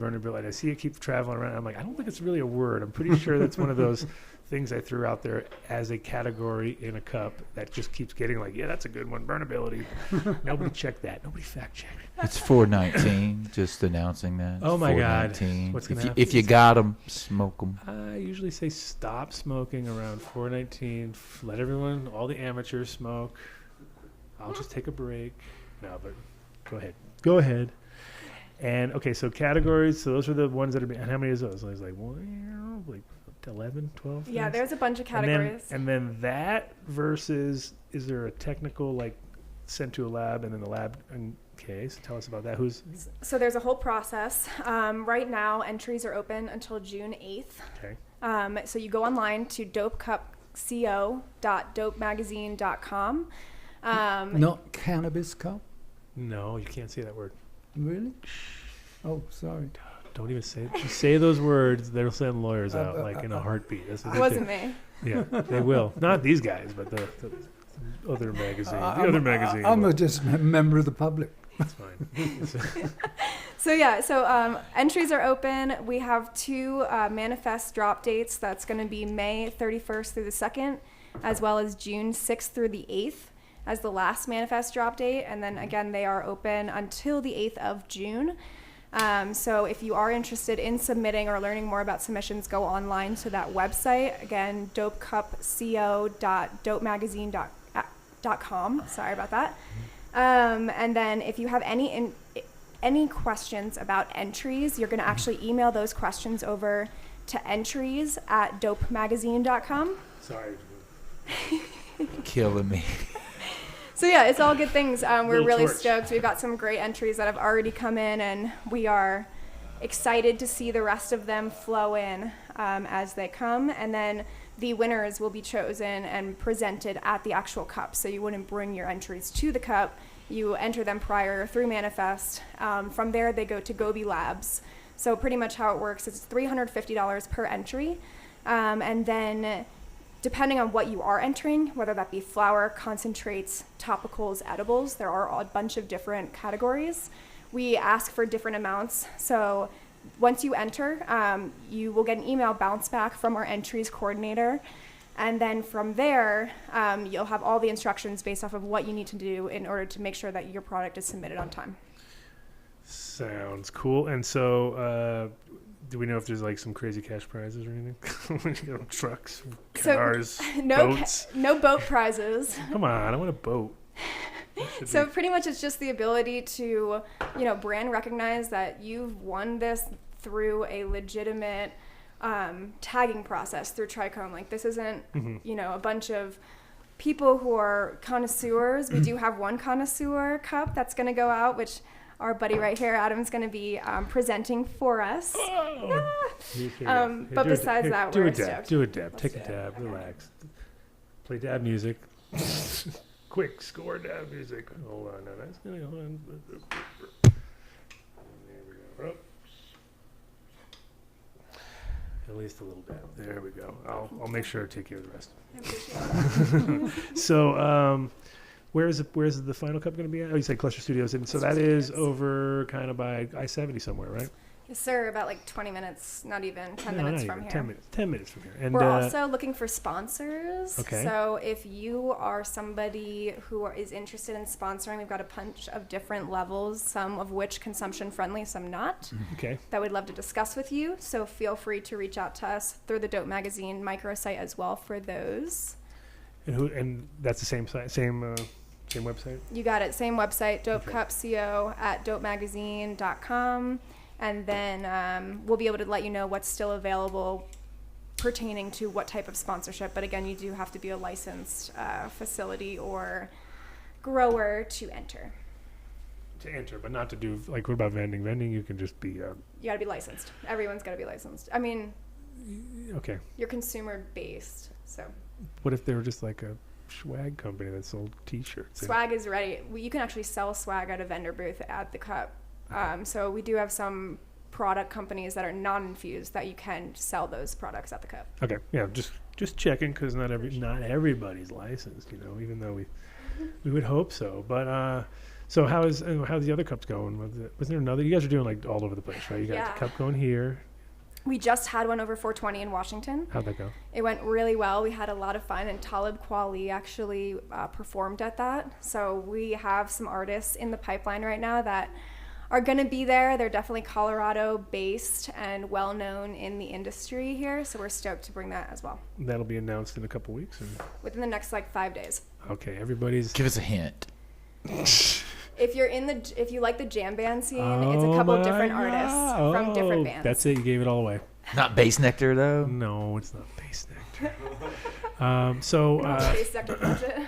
But everybody's, announcing. It's crazy because there's shows coming up in July that haven't been announced. They're just about to announce Chalice. They're just announced Emerald, and not even Emerald, but the California Cannabis County Fair, isn't it? Or no, just Cannabis County Fair? Cannabis County Fair. Cannabis County Fair. I'll get my shit straight. I'm going to talk to Tim. We're going to get him on the show anyway, Tim Blake. But they just announced that they have a killer lineup, too. Everyone's got, good lineups, but they're just able to drop them, and they're all going to be happening. And Tom over here has been promoting and doing band stuff for years. Part of the reason we have him on the show, other than other reasons too, but he's... we stayed in the psychedelic realm. We didn't go into the punk theme. Yeah, even though, but you could have, because you had, like you said, the Sex Pistols at your shop. Their first gig. Their first gig at ever. my cafe, Salter's Cafe. Dude, my friend, you keep saying delusions of grandeur, but that's actual grandeur, the things you keep describing. That's like actual grandeur. Oh, you're so nice. Sorry, would anybody And he like was... this? I don't know if you missed. You haven't me all the listened. things. You haven't listened to the show, have you? No, you guys don't sit up there and listen. And listen to us down here, just right there. You could actually put a pipe down the thing and probably listen to the show. We just So, come down yeah. afterwards to do dabs. That's right. But So this man's hung out with the Grateful Dead, very, very intimately with well, Alice he's Cooper. been the promoter of So out in London, Wow. where all these people were, exposed. Paul to this. McCartney. Yeah, the list goes on and on. The list goes on and on. And that's the funny part is I'm sure you must blow your mind that a lot of these performers are still out there performing, and you're like, Jesus Christ, I never thought they would have made it, Well, my favourite performer, because he became family, was Joe Strummer, and he's not out there anymore. Well, that's So true. That's true. that's sad. But a lot of these other guys are coming out of the woodwork, like these old bands from the 80s and 70s, and then you're just like, wow. Because there's no money left in, music. If the only way to get it is to go out and grind hard like you used to. Well, people like Pink Floyd, they've got lots of money, so but they're doing. Well, people will pay something. a lot of money to go to a Pink Floyd show, too. Like, if they do a performance proper, then people pay through the nose. I was at one 2 years ago. Phenomenal. And, but at the same time, I've been shocked. I was like, wait a minute. Like, it's like REO Speedwagon and all these bands that you're just like, come on. They cannot be still filling up places, but they are. And it's like, yeah. Casinos.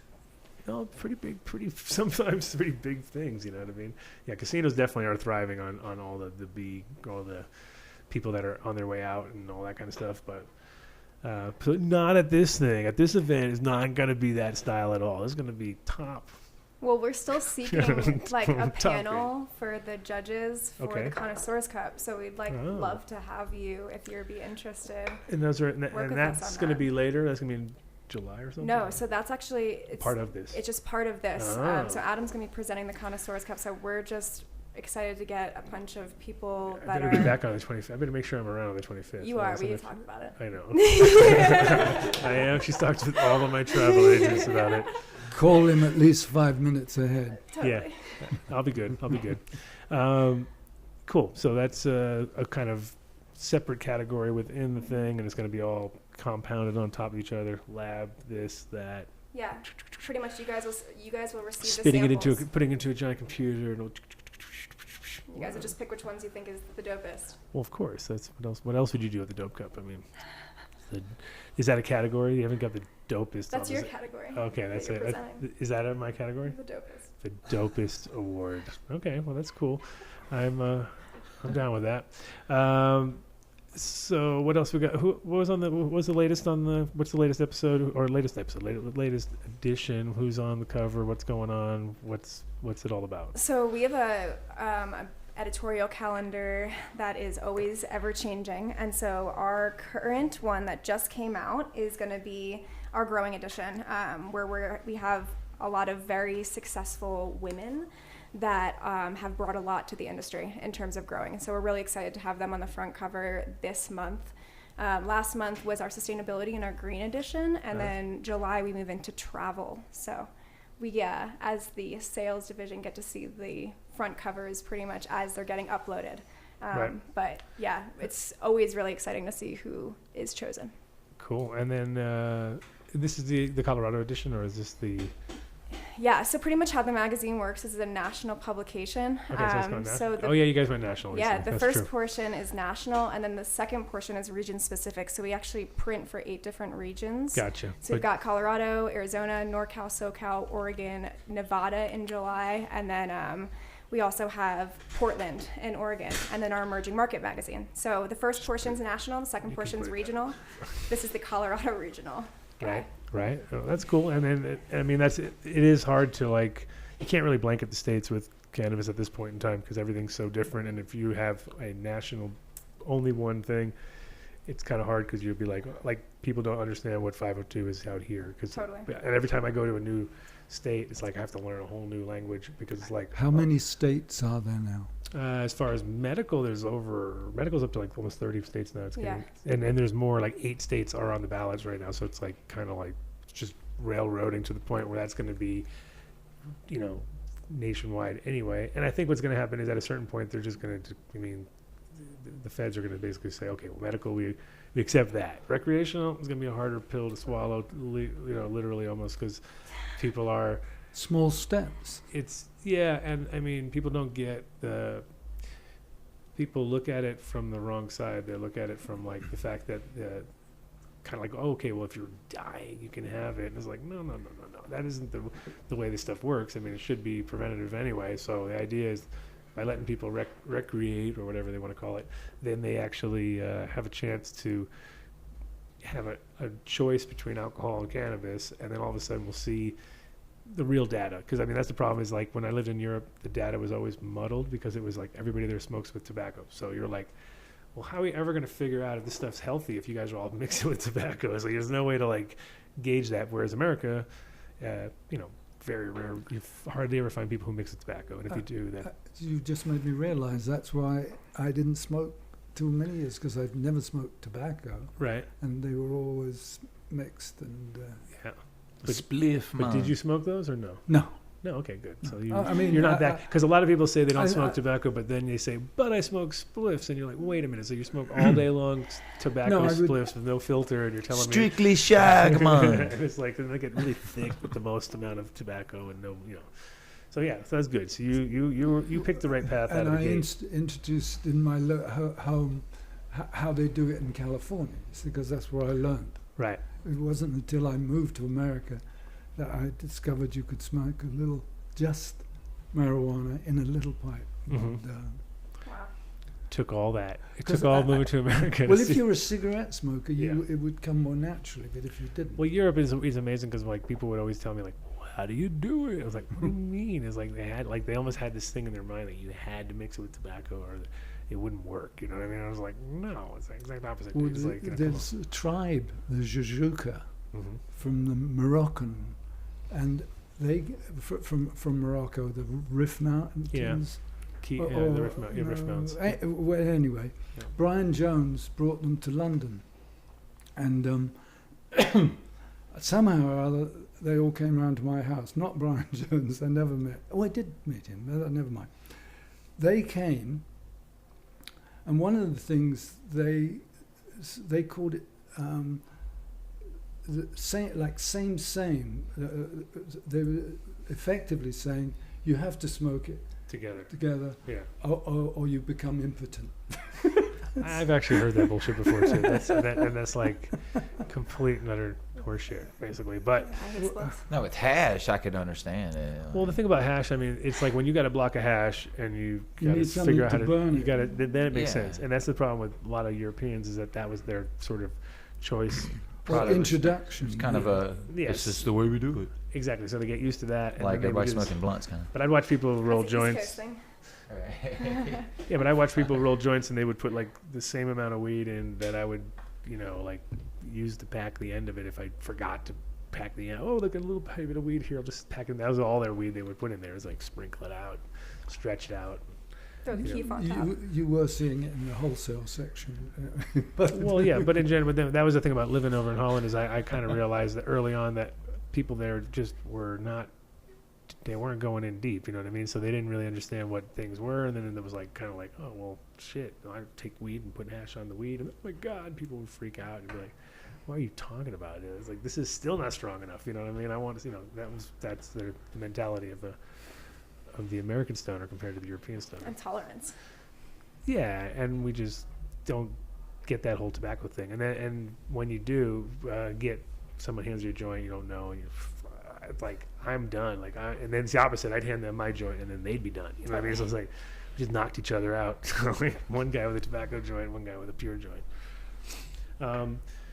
So what else you got on the table for what are you doing? What are you doing at this event besides promoting it? Are you got some serious jobs at the actual event? Yeah, we have a really strong team, thankfully, to help us with every single part of this. We've done a dope cup in Washington. We just got done with it. We've done one in Oregon. We've done a couple in Washington at this point. I think it's 5.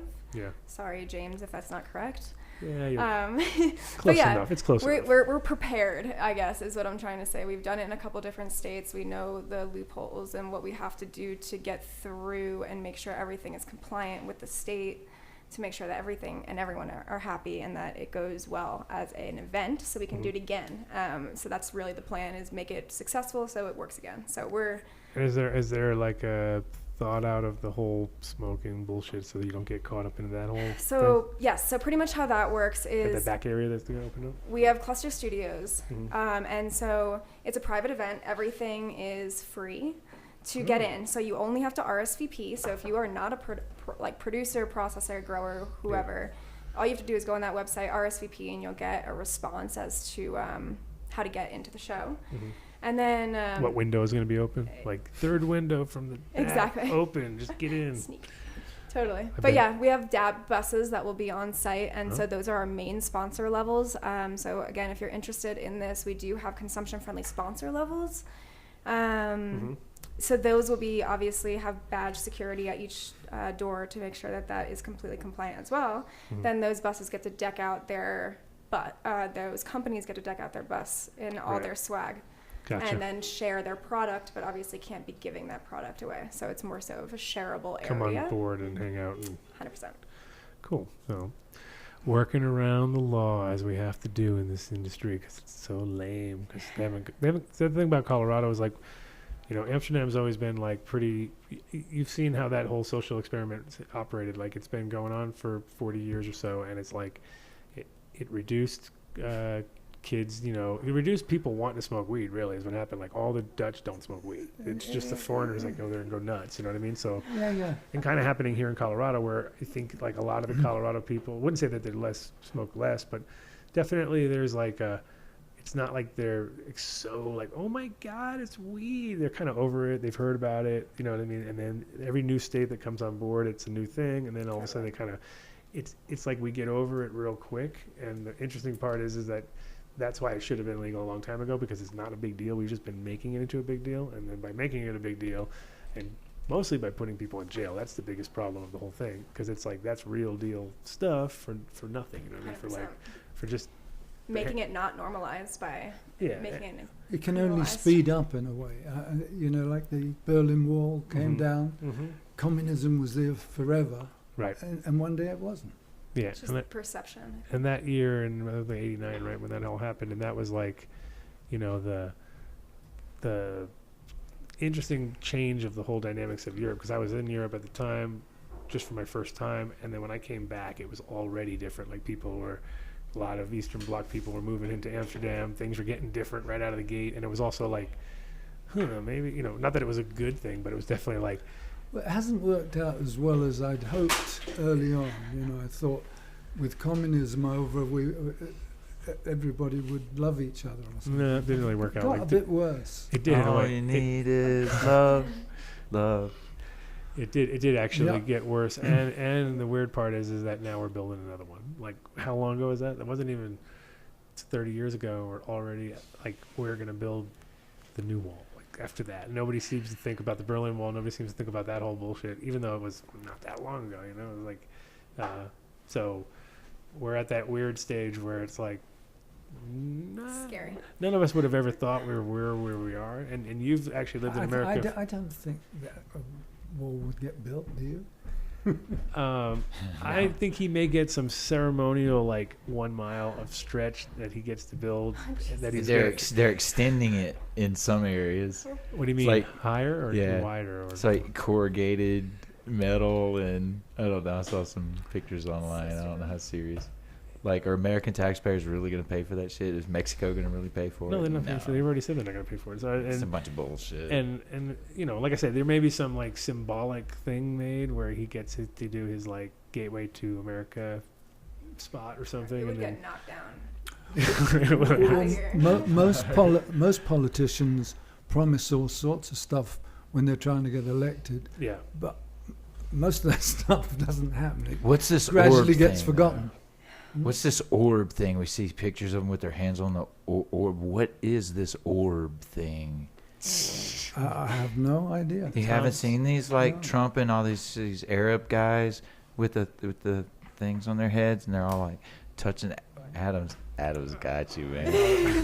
I got a photo of it. I think it was one of Yeah, those. dude, I was he like, flipped it too. Actually, no, I did see something. I just didn't. I skipped read it. Yeah, they do some weird stuff like that. I feel like some of them are just photoshopped of his face in there. What's that? I think a lot of them are just photoshopped. So you don't think there's a real orb with then they were touching this orb? I think. this orb thing, that was real. Yeah. I mean, it looks photoshopped. Is it the? Can So that's him. Put him in there. So do all the pictures Saudi Arabia. of the Earth from space. That's funny. You never saw that? Yeah, there you go. Boom. Show it to the camera. Nah, dude, he's really orbing it up with these guys. Like, there. You know, you didn't see the orb. You didn't see the orb. Wow. Yeah, it's to me the whole trip that he's been doing right now over in Middle East and everywhere is just like, it's just one train wreck after another. Really, it's like you come down, and you're like, really. So, you know, one day he's making, it basically is just making enemies everywhere he goes. It's like, okay, well. But, you know, even if you do push through a cloud, many of us have probably done that, when you get through, you just kind of look relieved, not, I did it. Oh, that was ridiculous. You saw that push through the thing? What's that? When Trump going he's past supposed NATO. to push through the NATO. Oh, the crowd NATO of guy. leaders. Yeah, dude, what a douchebag. But I'm saying, many of us have pushed through sometime or other. But when you And get then got through, all smug. you'd like to pretend. Right. No, I was here, actually, honest. But he's going. Yeah, it was almost like you're Right. cutting in line at the Southwest or something like that. You know what I mean? It was just like, dude, Chuck E. Cheese. I'm actually standing. This is my spot, number 44. Yeah, no, he was just ridiculous. Hey, but all the bullshit aside, though, with the orb picture, though, like, my understanding is that he did like a $110 billion arms deal with the Saudis, and like the guy that like initiated his name escapes me or whatever, but the guy that basically brokered the deal or whatever, his wife is involved with Ivanka Trump with some the women's foundation or something. And ironically enough, like the Saudis just donate like $100 million to this women's foundation of Ivanka Trump's, like, and they simultaneously got a $110 billion arms deal going on. Got to put 100 mil down to get 100 bill. But why the fucking orb? The orb, dude. Like, what are they really up to? Like, we don't know about with the So orb. I'm sure it's like some spiritual. Metaphysical. They made up some bullshit. Is what I think weaponizing. happened. Yeah, nothing's real. They just have to put a flash. They know that him, and he's kind of like the bird that needs to see if he sees a shiny thing, he's gonna go nuts for it and pick it up, and take it home or whatever.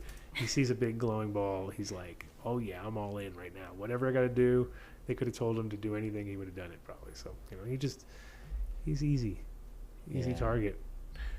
Those pictures with the Pope are pretty hilarious. With Did you see that one? Did you see that one, Tom?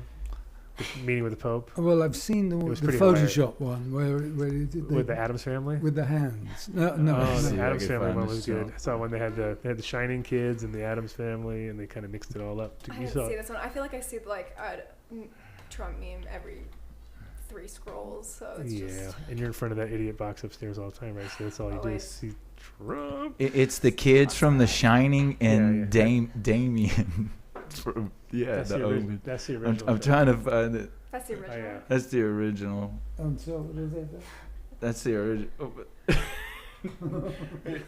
I mean, how about how Obama addressed the nation? They just threw Damien in there. But the one with the girls. I'm sorry. What were you saying? Oh no, I was just saying how Obama addressed the nation on all of the tragedy that's happened this past couple of days in Manchester, Mhm. and just having that type of. Well, the contrast. I mean, the thing is, like, you had one guy who could actually talk, and regardless if you agreed with him or not, or whatever the policy, the whole thing was he was, in my opinion, it was like him battling everybody to try to get just the most basic shit done. Whereas this has just been like railroading and weirdness and like stuff where you're just like, this is like against. I mean, she talked about fracking. TV Talked about series. fracking. The monument there with the what's the monument, the big one, the faces. Mount Rushmore? Mount Rushmore. He's in fracking Mount Rushmore. He's already on that. That's what he wants to do. Fracking. Yeah, and go in there and extract some of the. I thought that was Oil. done underground. Yeah, but he was like talking about all around that Right. area and stuff, and like and going in and Oh, finding wow. minerals or something. I was like, what are you talking about, dude? Like, yeah, it's like just amazing stuff, like against nature and against Humanity. humanity, like pretty much going against all those Wow. things where you're just like, every day you're like, wow, I couldn't even sit around and think of all the stuff that he's So, trying to. do you think that they keep the story going until Congress are in power? Yeah. I mean, I think it's. And then have a go at him. Is that the idea? I'd say it's. That's what I heard. I'd say a few more months of letting him just think he's doing something on his own, and then just like slam him down, because when the midterms come up, that's going to be like the flip, you know what I Just mean? gonna wait for him to really fuck up. And then All of a sudden, it's going to be a Democratic, controlled House, and then he's going to be in some serious shit, and all of a sudden it's going to go and then they start the case, because right now everything can get vetoed and blocked, and it's the thing about it is it exposes America for what it really is, which is just like a classic Clusterfuck. Well, a classic example of like it was a big boys club for a long time. It still is, but now it's being exposed and it's getting all like, oh, this is how we run things. I mean, it's like it's starting to. There's gonna be some major changes, I think, and there will be some, rebellion and some people out there with the, that's the good that can come out of this. The bad side about it is that we have to get through some sort of. Probably some serious shit to get to that point, you know what I mean? Because just holding on. And at the same time, weed's legal, guys. That's the other thing. They keep dangling the weed thing, like keep getting new states. Everyone's excited. Woo, weed. They forget about the fact that they're losing all their. Hey, don't worry, guys. Right. If you can grow weed, you can grow food. Right. You're talking about the pendulum. The Mhm. pendulum that, how far does it go to be bad before it swings back? Do you think it's still got farther to go? Oh, for sure. In the bad department? You Yeah. mean? Oh, yeah. I mean, we haven't. The thing is that we live a real cushy life here in the States. I mean, as far as like what we conceive as our bad days is nothing compared to some other people's bad days. You know what I mean? Like we have our level of, ability to bounce back and do stuff, and it's pretty. I'd say it's pretty weak. You know what I mean? Like when you travel the world and see places, you're like, okay, these people are like ready for it because they've been through it and they've seen it. We're like, we send people off to do stuff and we got our little plan and we make up, but we don't. Very few of us are actually, that hardened in any kind of way, shape, or form. So it's kind of like I would hate when you start looking at like countries like North Korea or like Russia and places like those people are hardened. You know what I mean? You look at those guys and are like, man, they would definitely, literally trump us in a lot of like one-on-one things. But when it comes to, we have technology or we have whatever, but I don't really trust it so much because we're skimping a lot on a lot of stuff now. It's starting to get to that point where, we used to do stuff pretty solid state and make it right.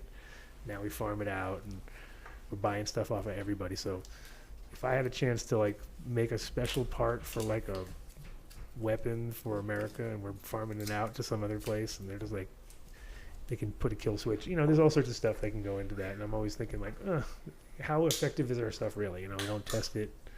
Some stuff is like 40 years old, 60 years old, hasn't been, That's the problem with the munitions industry. You keep making these samples, you've got to use them. Mm-hmm. So as you can make some more. Well, like that mother of all bomb thing that we blew up recently in Afghanistan. They had that for 14, 15 years on the shelf, and it was kind of like, yeah, we got to do something with this. You know what I mean? We made this. We've been sitting on it for 14 years, and nobody's let us do it. And they were like, yeah, go for it, do it. You know what I mean? It's just like, but we get to make a new one now, so we get to make a bigger, better one. But it's kind of the. That's where I always get tripped out, though. I'm always like, let's not end on a cheery note. No, we're not. We're going to go back to fun stuff. But then I was going to say, it is like one of those things where cannabis has like, the ability to make kind of a great communicator. You know what I mean? So the fact that we have lifestyle changes that we can actually, spend money in the right place, put other people out of, because it's interesting to see how these big companies are going out of business now.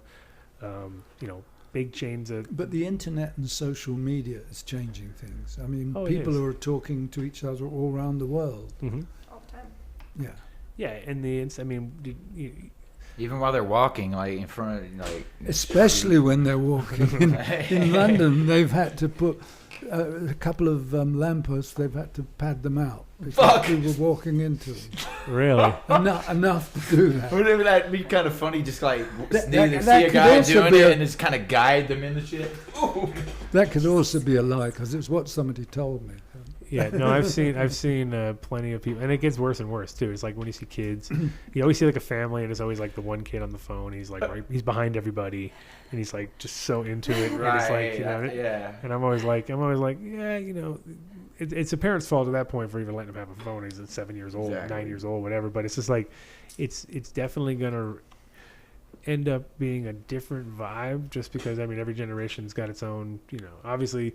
You look down on every generation and they suck. You know, I mean that's pretty much standard, right? Thanks, Like, What like, do you know, what do you do? this is our next generation right here in the studio. No, yeah, well, you know, we blame millennials for everything now because it's like that's the thing you do. So, But if my you're Generation X, 3-year-old but I don't know, he's probably two generations. 3-year-old great granddaughter pulls the iPad out of my hands. Uh-huh. He's not even a baby boomer. He's Yeah. before. Yeah. What? Were you a baby boomer or before that? No, I was a child bride. What? I Explain. married young, and my children, they, I have a son that had many relationships. I'm just now getting that. Yeah. Well, anyway, there's a lot of them. Wasn't my fault. Right. Well, it's also about the like you got good ones out there, so that's a good thing. I mean, we haven't talked about Gab at all, but Well, my daughter was I adore her. She all the women in my life tell me what to do, and I'm very happy that way because I don't do too well on my own. And she's been major at it, but she was, well, not exactly, but married to Joe Strummer. Only they didn't actually get married, but they had 2 children. And they're my grandchildren, and now they've had children. So Crazy. it's Crazy. kind of neat. Mhm. And but I guess you can't have favourites, but I mean it's God's little joke that man is the strongest sex. It's such rubbish. No, just do what you. If I'd done what the ladies in my life had told me at the time, I'd still be a wealthy man instead of. it always takes a But I good team. liked Good it. teams are always I liked hard it. to beat in that sense. Yeah, well, it's just that the arrogance of the male can get you down sometimes. Mm-hmm. Having been there, done that. Right.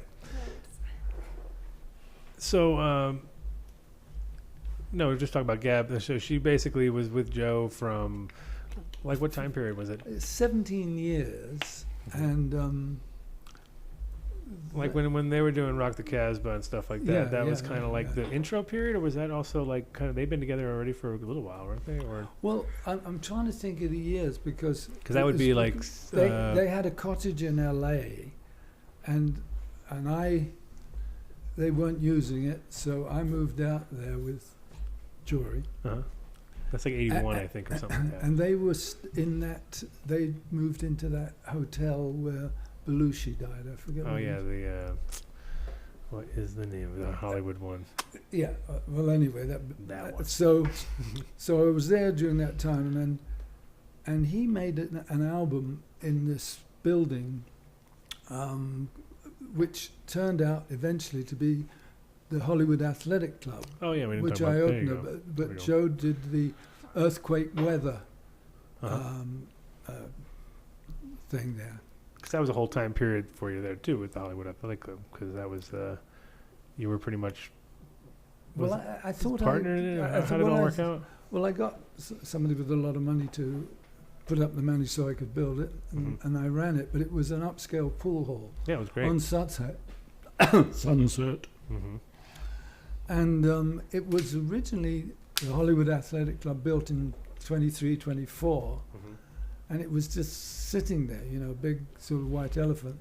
And we put in 46 pool tables and 4 snooker tables and restaurants and bars and. I remember it was great. Thank God it took off, but trouble is running a club. You know, it can't go forever. So Sure. So I ducked out after about 7 or 8 years. Yeah, you were definitely doing it. It was definitely a little section of time there, though. I remember it being at least 5 or 6 years. Well, it fitted in with the rock and roll world because English bands when they were in LA would come, like U2, and they didn't arrive till 2 in the morning, and that's when we close. So my explaining to everybody tonight, we're going to stay open all night, and back to your old ways. yeah, it seems that's what happened. pretty much. Yeah, But no, I mean the staff definitely wanted to stay, yeah. so it was fun. That was a great space. I mean, it was definitely like upscale, like you said, and there was that time period also where you just kind of hit it because I think pool was cool again. You know, that was like now it's sort of like it's faded again. It's not the hottest, coolest thing. But Yeah, there was that, We almost had a pool table here. we talked about it. Yeah, we definitely. Well, talked that's about all I got out of it. It was actually it. As far as we got. Yes, not here. learning how to play pool. That's Well, that and I mean, like I said, it was definitely the time and place to do that kind of stuff because everywhere in the States there was pool halls opening up or being reconditioned, made them nice, and you guys had a pretty much like and we were in Hollywood, and we got flagship. everybody that was in all the TV shows and everything used to come down and hang out because, as opposed to a music club where it's yeah. this was big.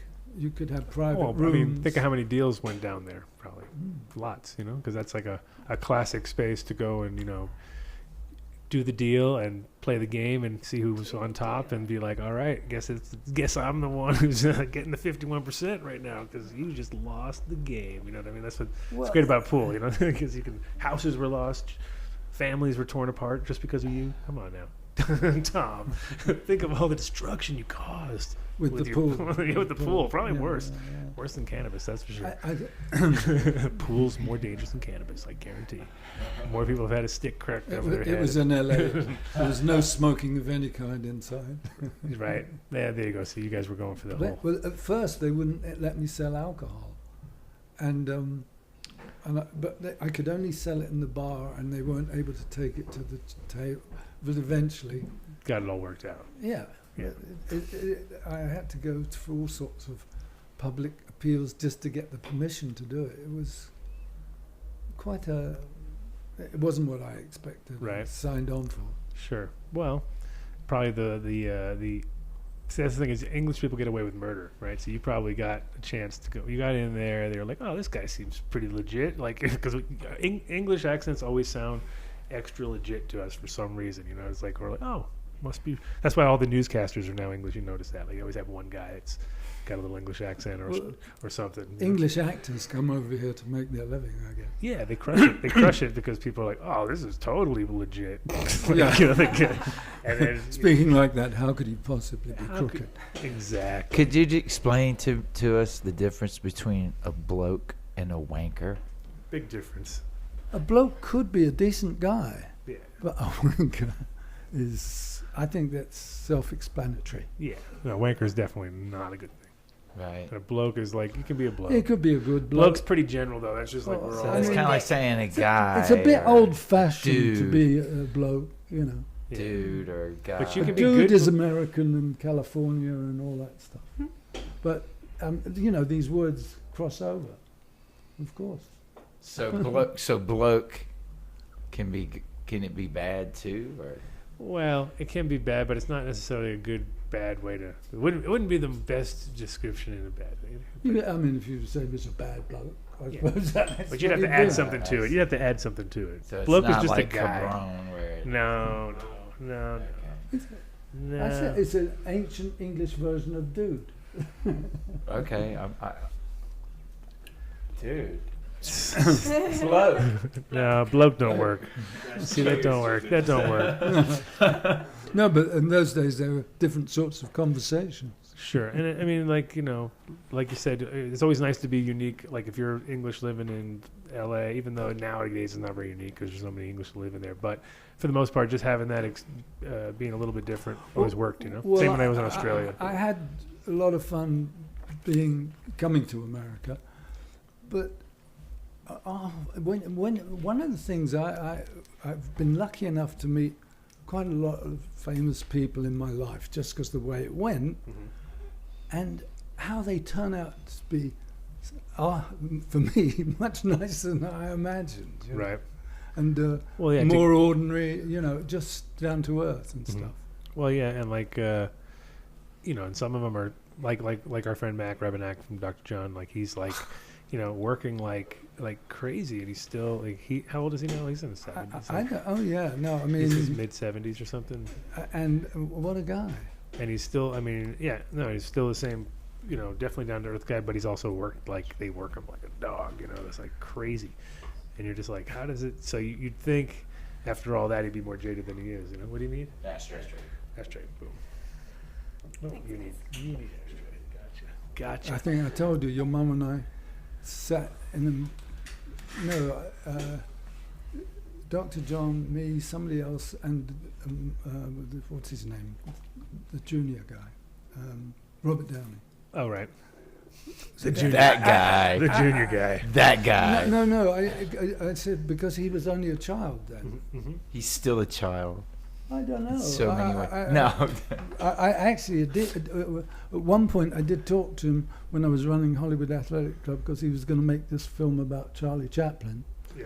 And Charlie Chaplin used to live in the Hollywood Athletic Club, and there was Wow. all that sort of stories. And he was just interested in them, and he seemed like a real nice guy. Well, he did really good on that movie, actually. That was like It was brilliant. that was like one of his turning point movie things where it was like, well, this guy can actually do some stuff because we knew him as a kid and he was a punk, so it was kind of different.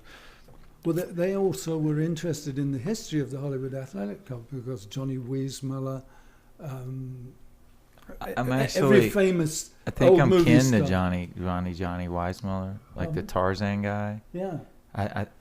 It's either him or Jock Mahoney. My grandfather told me I was. he was little he was I think he's discovered got- at the Hollywood Athletic Club. I think he was the swimming pool attendant or something. shit. Yeah, because there's a swimming pool there as well. Crazy. You're like a legend. Well,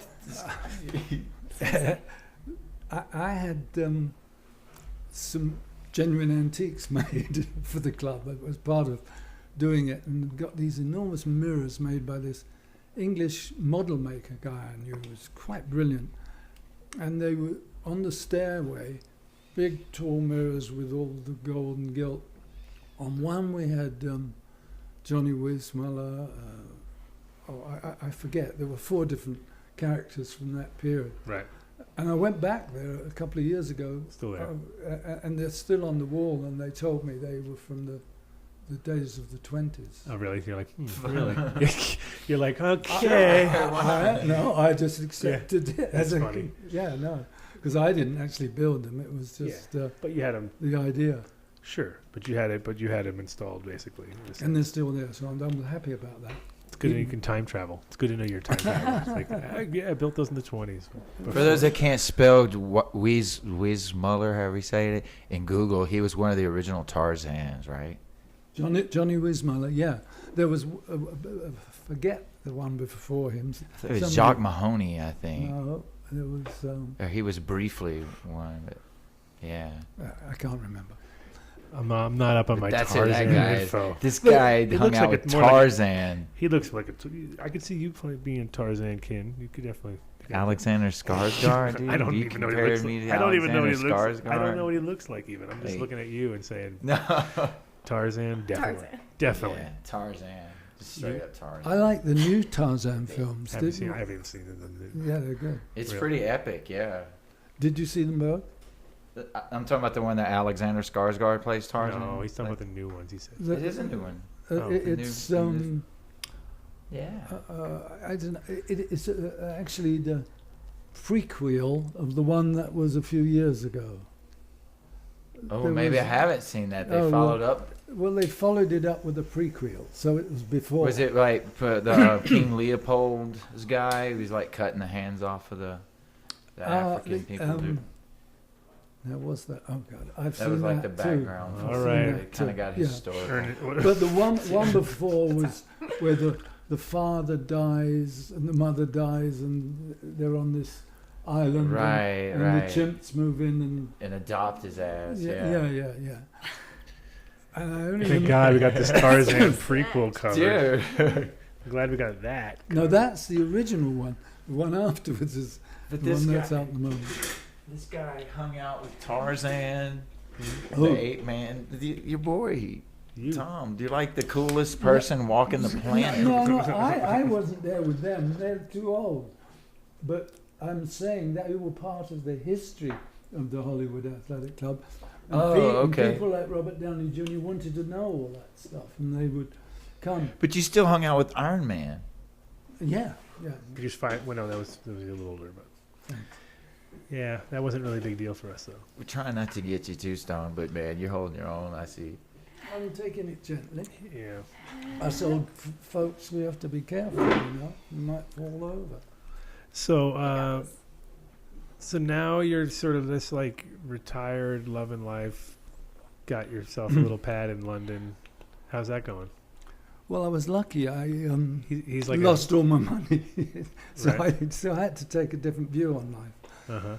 So I live in London on very minimum wage and pension and stuff like that. But I have a lovely apartment in the best part of town. So That's always a good score. And you don't pay much now, right? Because it's all.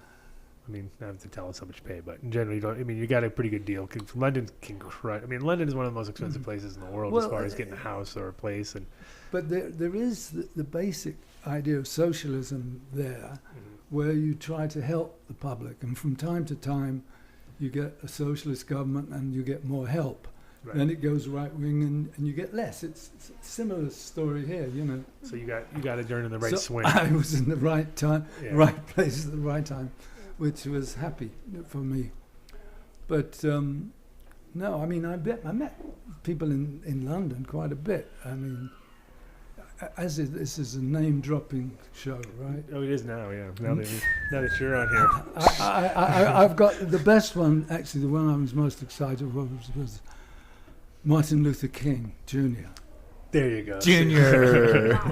The right one. The right one. He was wonderful. You met I Dr. Martin Luther King? I did.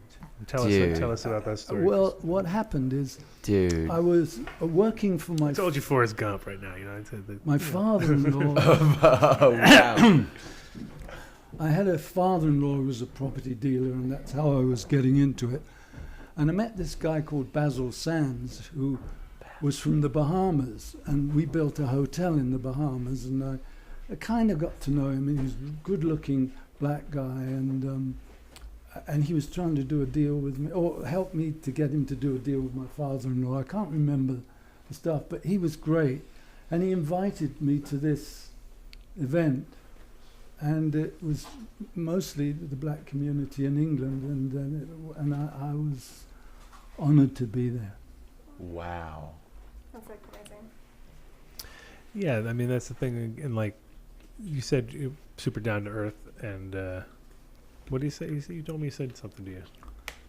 I'm not going to tell on record our conversation. Okay. Wow. That's good. But he was a dude. Right. Yeah, you know, and over these, and so like, I mean, that's the interesting part. Like, I think now, the one thing that the millennials, the thing that they seek and that The grouping of awful humans, right? No, it's not the grouping. It's just, it's just a different exposure They level. just got to call us all something. And so We just what? all have to realize. You know, I think, but the part of it is like everybody's looking for authenticity right now. That's like the key to like success. You know what I mean? Like if you're authentic, and then when it comes to media, when it comes to like fashion, when it comes to all these things, like, you know, if you're a brand that's been around, like that's one of the reasons that I feel like, you know, we haven't cashed out yet on Hoodlum, because we're still the same crew, the same original 7 people working on the company or whatever, and like I think Dope's very similar. Like it's all pretty authentic as far as like you guys. I mean, you're expanding, and that's the danger of expansion, is that you lose the chance. You can lose your core. You know what I mean? You have to stay It's all about true. culture. And then now, the stories that are coming out of your well of, you know, incredible stories, and the stories that are out there are so crazy for other people to hear, because they aren't, you know, just they weren't at that right spot in time. But then, you know, as a storyteller, because that's what I do too on this show at the time, I feel like, because people are like, tell a story, and it's like, oh, I gotta think of something now. You know what I mean? It's like, it's extra hard. But once you get in a rhythm, you start telling it, and then when you tell these like details, like, you know, you still haven't even talked about your royal sort of connections either, because that's another whole other angle, because that's what people would expect. They meet you and they go like, oh, he sounded so proper, you know, and you could like name drop pretty hard in the. Well, I was Dude, we haven't speaking of name dropping, we haven't even played the Grateful Dead audio clip that we have. Oh yeah, we have that too. In reserve. Let's do that. since Speaking we're- of name since we're at the dropping, peak of- like, since we're at the peak of name just to give dropping. some like validation to all of this, you know. okay. Sure, let's play it. Let's play it. Like, oh, y'all want to play it now? I was just Yeah. reminding Yeah, that let's that play it. we Let's have play it, but Let's go. but we we got can. a whole room full of people now. So This is from Jerry Garcia, the Jerry Garcia let's band, intro it first. and it's a song called "Might As Well." Uh-huh. I'm gonna just play the whole thing and listen at 1 minute. No. and Get 14 closer to the. seconds. Can't you go closer to the It's one? just 1 minute and 14 seconds. Yeah. We got 2 hours, an hour left. You got 1 minute. Okay, I guess we can do It's a that. Grateful Dead song. It's pleasant. Okay, No, let's it's do not it. Grateful Dead. It's Jerry Garcia band. Oh, it's yes, pleasant nonetheless.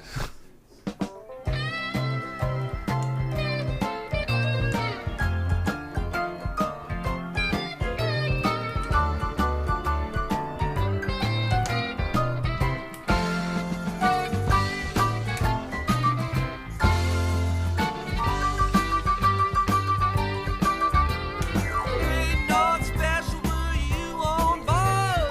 Can't find a ride like that no more. Like the chariot swung down low. 99 children had a chance to go. One long party from one to end. That's not the right The whistle going round the bend. At a minute 14, it's coming up. What do you say? Might as well travel the Just trying to give them the vibe, you know.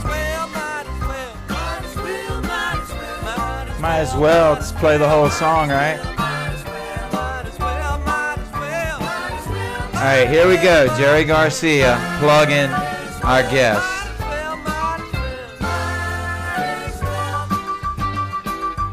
Ready?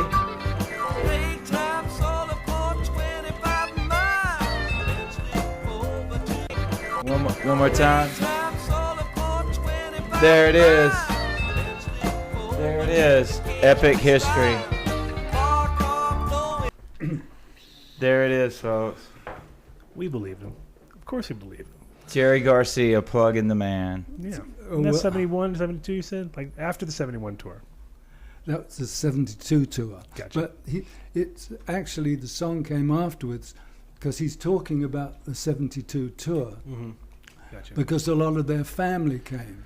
And that's what he's singing. Mhm. A lot of our, I forget the words, Mhm. were able to get there. And it was a big family event. Well, that's what they're all known for. And that's the thing, is it never ended because they're just extended family. Now the whole thing about being dead fam, you know, which is what it is.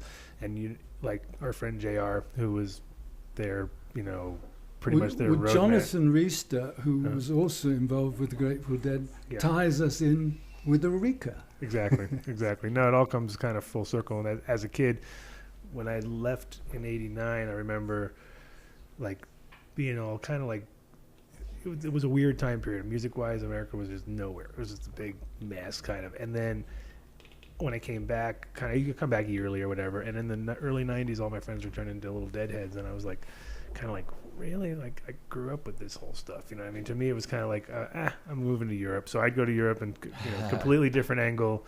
And then I'd watch. Electronic.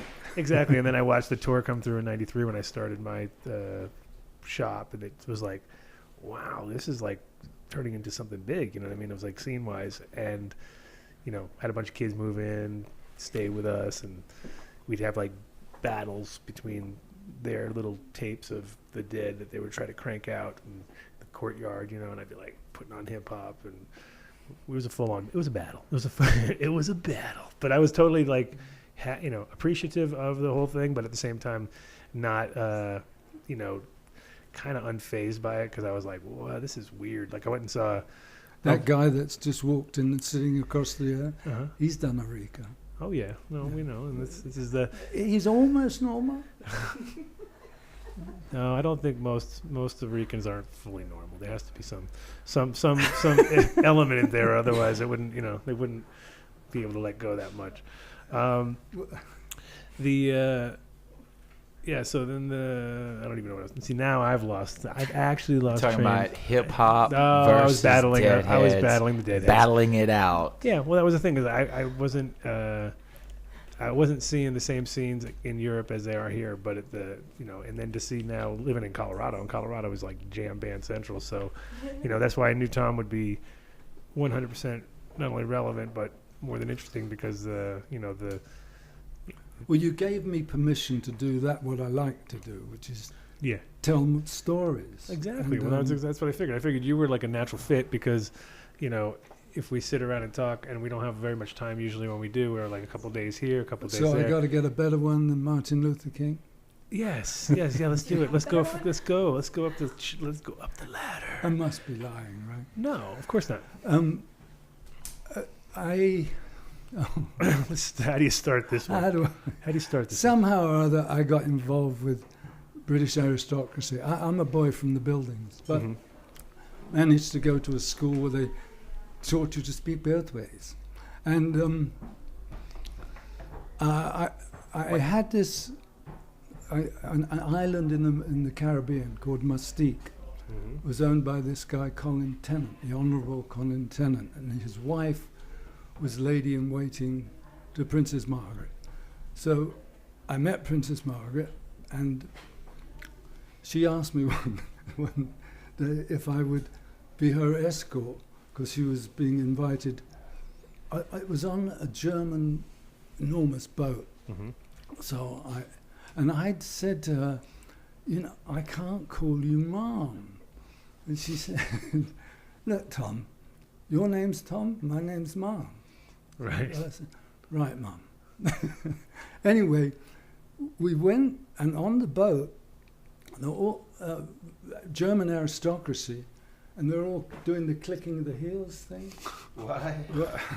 You know what I mean? No, not really. Oh, Elaborate. well, you have to have the right shoes on. Proper heel clicks. Proper German heel So, clicks. of course, as I was with her, I must be somebody important. So I had a great night. Right. So you were getting heel Anyway, clicked. she was another really down-to-earth person, and But no, did you have like crazy? Shagger. Did you have security all over you? No, security. I used to sit with her detective when I went outside to smoke a joint, because I wasn't going to do that in front of everybody. Right. And this was this island, Mustique. You can read it up. It was developed by this guy who became Lord whatever, and he sold the houses to aristocrats, film stars, and all that stuff, and they built their fantasies. Right. And So is it still like that, or is it kind of gone to the wayside? I haven't been there for about 400 years. It feels like, right? Huh. No, I don't know. We'll look it up. We'll look it up. I'm sure it's popular and all that Right. stuff. No, I have to check it out. It sounds pretty awesome. And then, that was that like a one-off, or was that something where you actually kept in contact in some way? I didn't.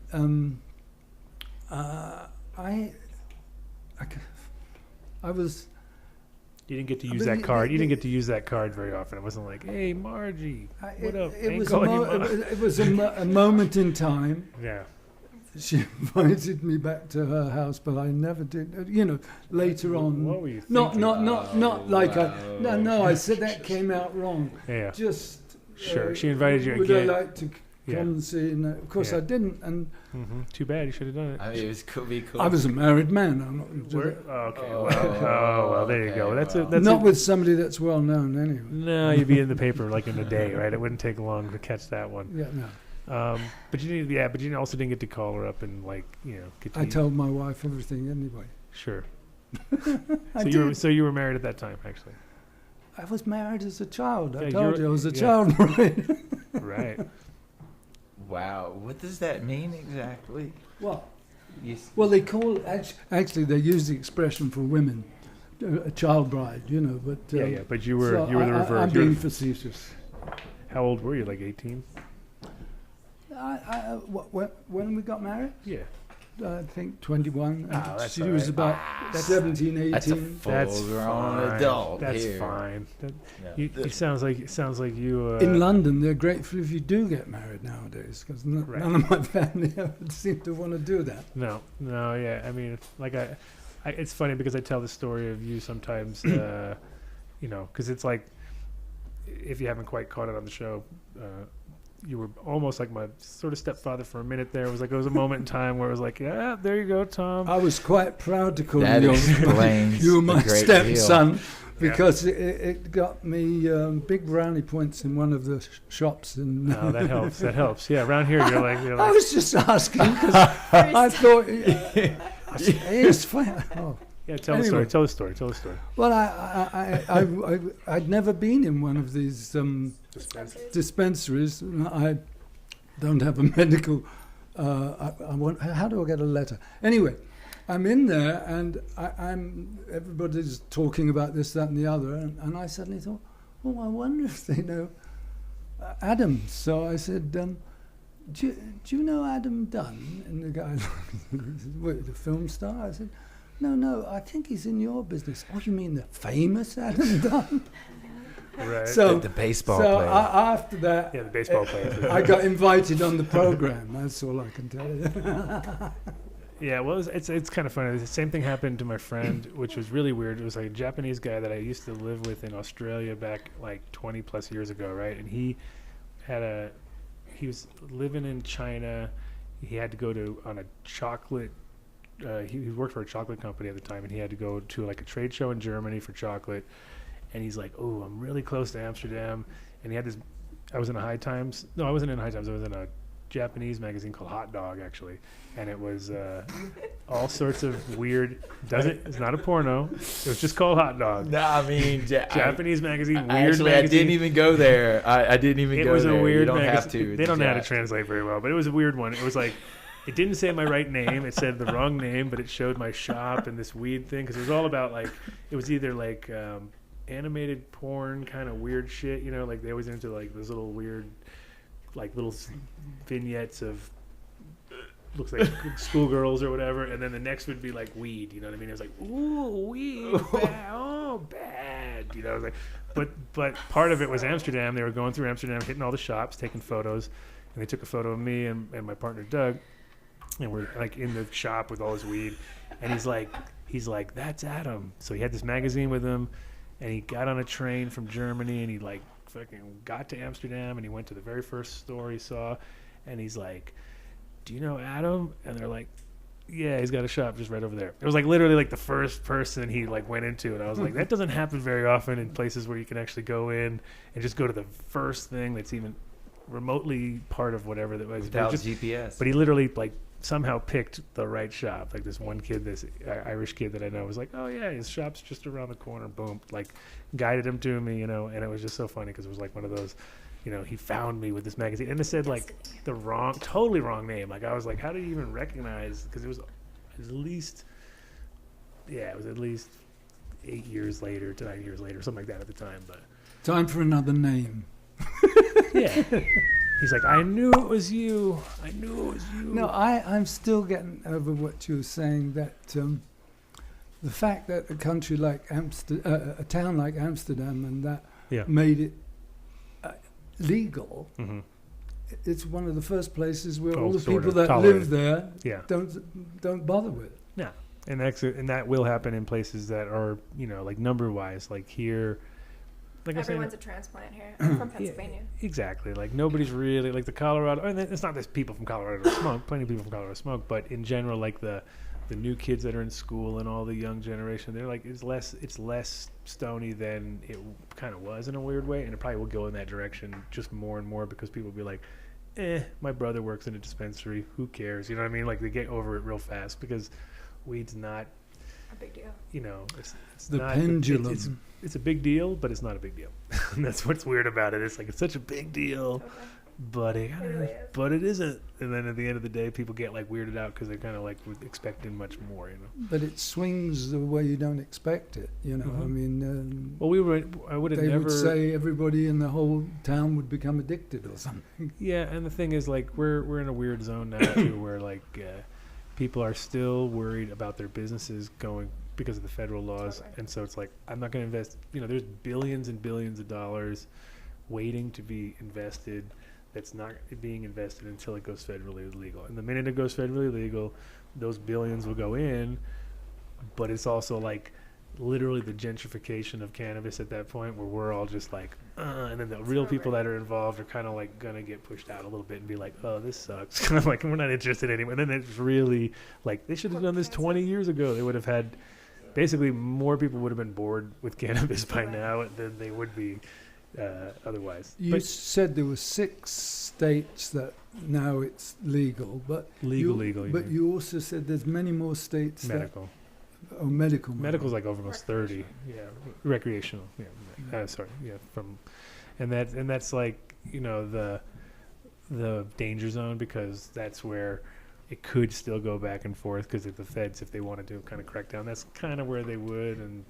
But I don't know. I think it's kind of like, I feel like we're out of the we're at level playing field where it would be like, okay, our lawyers versus your lawyers, and we're all in I think it's litigation just going to stay stagnant forever. You know what I mean? Grow, and it's just all going to be good right now for everybody. I was going to take a little piece in my pocket back to England. When is Having that? been on this show, I don't think I will, No. When are you going to England? You're not going to England soon, are you? No. No. End of the month. Oh. Not this month.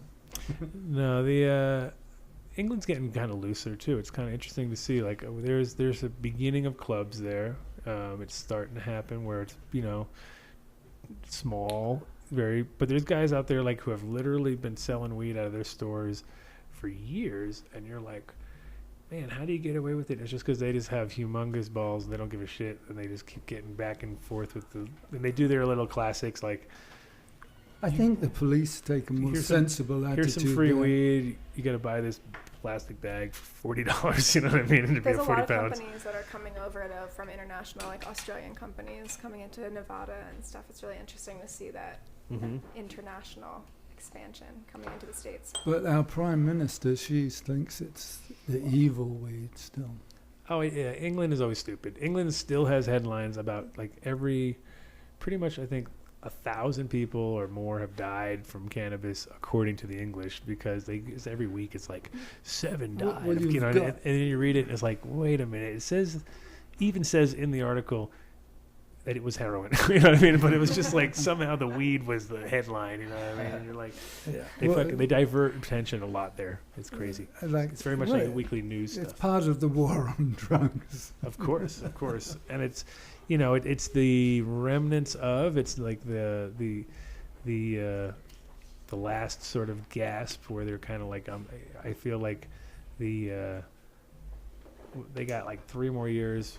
And that's the thing, is right now we're in this whole Trump bullshit, so we can't really make moves that we want to make. But the next opening that we can, I'm pretty sure it's going to be like, because we're already at the tipping point. Well, we're at the tipping point. And it's like everybody's already said it. Over half the states, which we were at, then our medical, then next is going to be the recreational side, which is like the harder one to get people to flip. But the minute that they flip it, their economies. Because we haven't seen very, very few negative things. I mean, the only thing that they blame, which is they say that more homeless people are here because they get free weed. You know what I mean? Because they can come here and get free weed, compared to being in Missouri, where you're not going to get shit, or somewhere local, some other close state. But it's not like people are flying out here or traveling out here just to. They're definitely coming here for the weed, but they're definitely not like homeless people aren't like making their way out here, hitchhiking to live a cold, better life, because it's pretty bitter cold here, I think it's hard when you're leading the way, and Colorado has led the way. Yeah. Well, that was my whole connection with the coming here. It was like I got to watch Holland be that country forever, and I was waiting for others to join. Like I figured, somewhere along the line in those 20 years I was there, that some other country would actually close by would do something. But it was like Portugal is the only place, and Portugal, when it did, it's totally good. Like their numbers are way better. They're way less junkies. It used to be like, it's how it is. There was a lot more junkies in Portugal than there were in other places, just No, it's proportionally. being proven in Europe all over the place. And in Switzerland and all these places for. Doesn't stop politicians having a position and staying with it for a bit.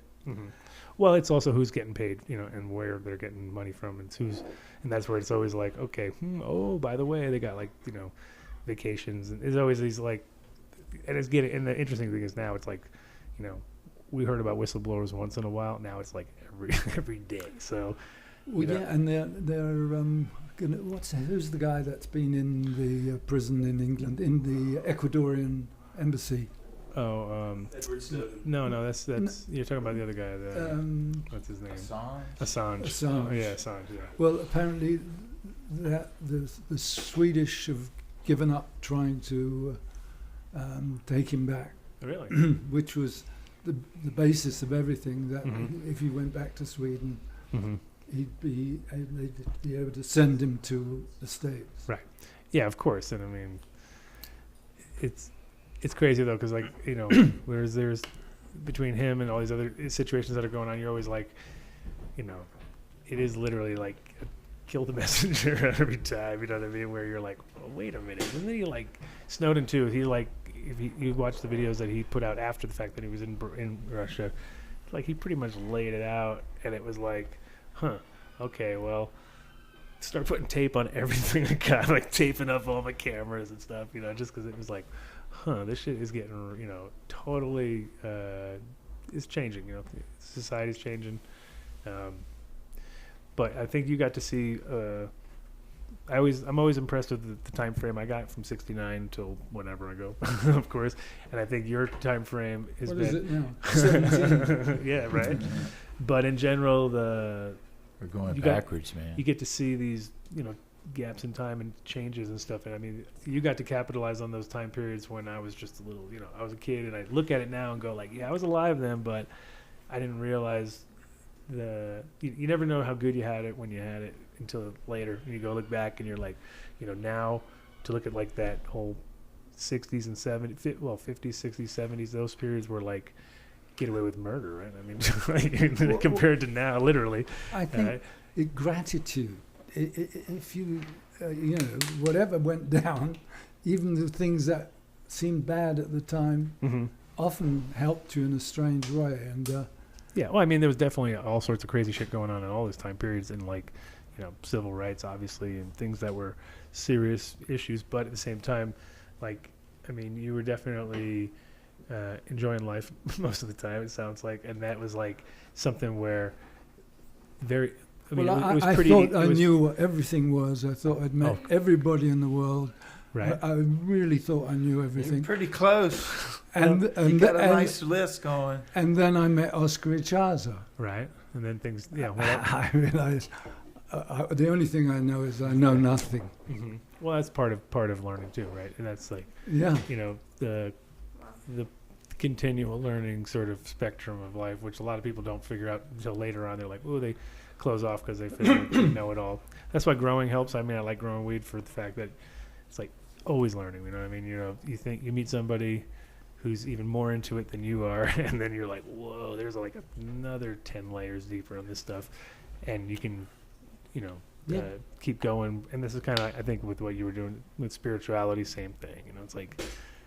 Well, I also like the prehistory stuff at the moment. I mean, here in this country, they talk about that it must be with extraterrestrials. I wouldn't mind that. I'd find that interesting. But you're talking, and then somebody really knows about the period. And our historians at the moment, they're scared to go along with any of these more adventurous concepts because of scholarship. Joel's getting excited now. I can tell. He's like, "Ooh, wait a minute, we're getting into aliens now. Now it's getting weird." Well, we all have our own theories. I mean, I was like, I was fascinated one time when I got super baked and I was by myself watching a fucking history or like a not even it wasn't history or science thing, but it was like about ancient aliens. You were watching ancient aliens. No, this is a while. This is a long time ago. This is a long time ago. This is way before Ancient Aliens came out. But it was just about water. And it was about, all the comets hitting us and all the water coming from different and asteroids and stuff. And then I was just like having that moment where I was like, holy shit, like, wait a minute. This is like, because I started to think about, how how timeless water is. You know, you can compare to other stuff. You got it, it goes off. Whatever the stuff you just got, it goes back in, recirculates, goes up. Because I started, you know, thinking about that's now got a name. They call it the Lower Dryas period, and people would, you know, fantasize about this happening, but they seem to have proved that a piece of a comet hit the planet about 14,000 years ago, and that caused like a perpetual winter and stuff like that. Right.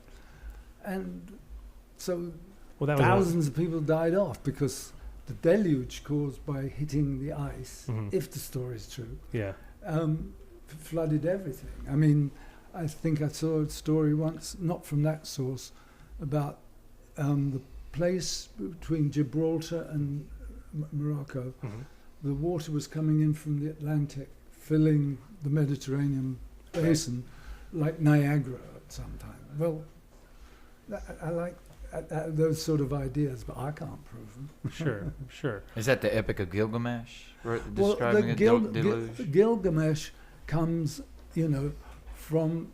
There are many stories about the deluge. I mean, the Bible's Noah, but that's pretty much the Gilgamesh story. But I guess there was a big deluge, and they talk about floods. Something happened.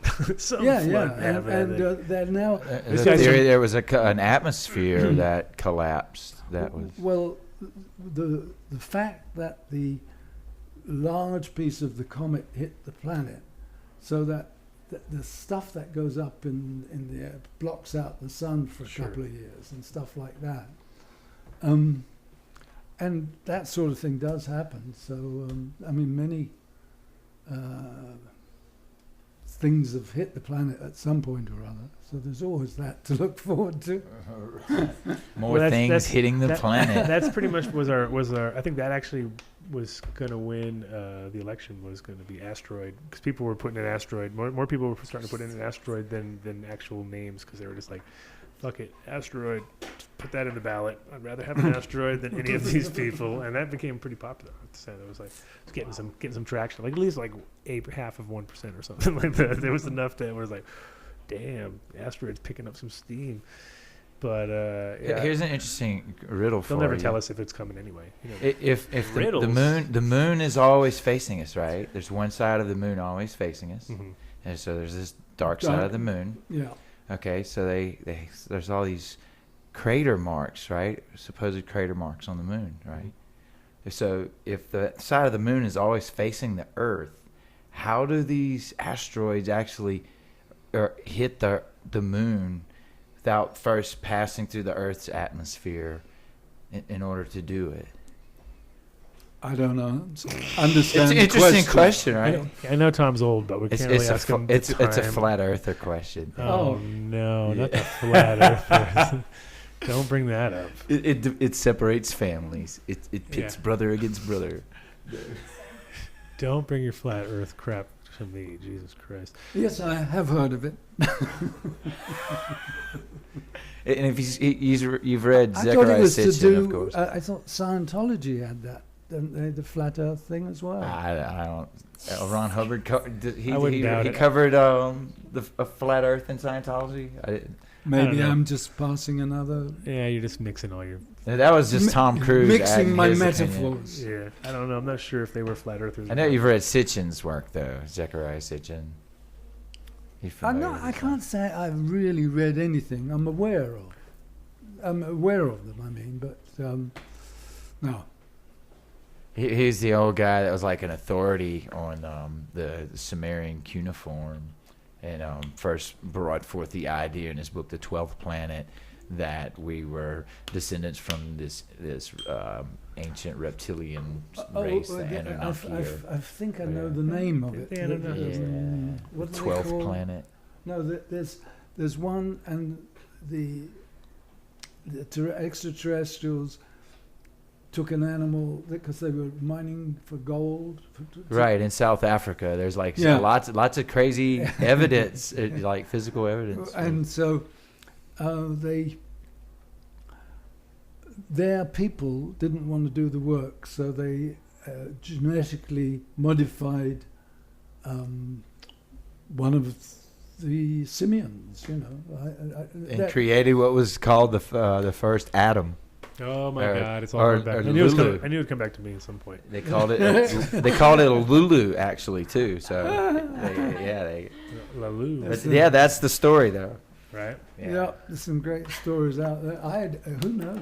And with the deluge that he was that comes back to the Epic of Gilgamesh thing. They're saying that that it was actually either caused or it was known that it was going to happen, and like this Noah character in the Bible is one of these factions that came to us to warn humanity that it was coming to actually, we were scheduled to be destroyed and wiped out as an experiment kind of gone awry. But the Christian version of it is just way after the event. Right. Just like we are, even more after the event. Yeah. But, It's a delusion. I think, I mean, there must be, if the Gilgamesh one is there, there's got to be lots more out there, probably.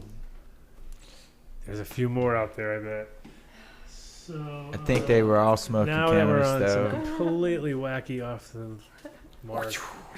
We're talking about aliens. Lots of things. Covered everything, dude. We did like every show possible. Yeah, we got like maybe 10 minutes to go or so, Yeah, we've got if that. 20. You can pretty much kick off whenever you feel. If you're getting, I'm losing my voice. I know. Well, we gotta we'll get the last little spurt out of you. It must have been the water. Yeah, exactly.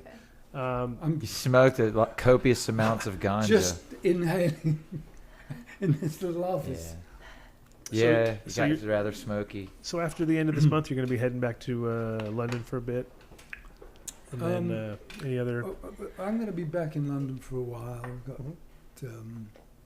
this is, I mean, my friend over there.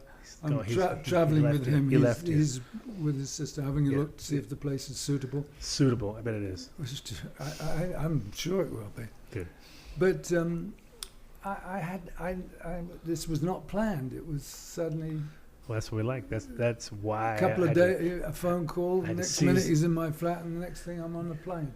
That's the kind of It was friends I great. like. I like friends like that just buy tickets and take you and fly all over the world. Well, So we went to this place, nice Optimum friend. Health, Uh-huh. because it's in San Diego, Oh, near yeah. there, and you just have raw food, Mhm.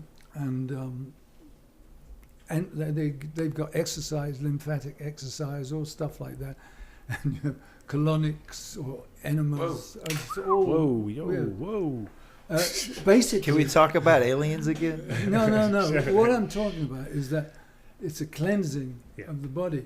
And you laugh and say, okay, you get No, I'm just on. being But facetious. what I'm talking about is that this aging is not for sissies, is the famous quote. And I've had to go to a place like that every 7 years to Mhm. totally clean the body out, Right. so as to give you more energy to carry on being crazy. Sure. That's No. all. So I went to that place. So that was the excuse for coming to the States. I was a bit nervous with all the political upheavals here. And I mustn't talk about American politics. It's not fair. So you worry Because I've got an ex-girlfriend who's a lawyer who thinks I don't take it seriously enough. So, and she's right. And then you got your Tibetan hat on to be a little extra. Well, I can't pull it off. Yeah. I usually at this stage pull it off and says, because I'm bald and Yeah. I look much better with a hat on. Right. Is that fair? Sure. No, for Um, sure. I think one of my granddaughters gave it to me. That's awesome. But I'm just saying, like they you know, I've got a few They're of on them you. actually. they're like, oh, that looks a little.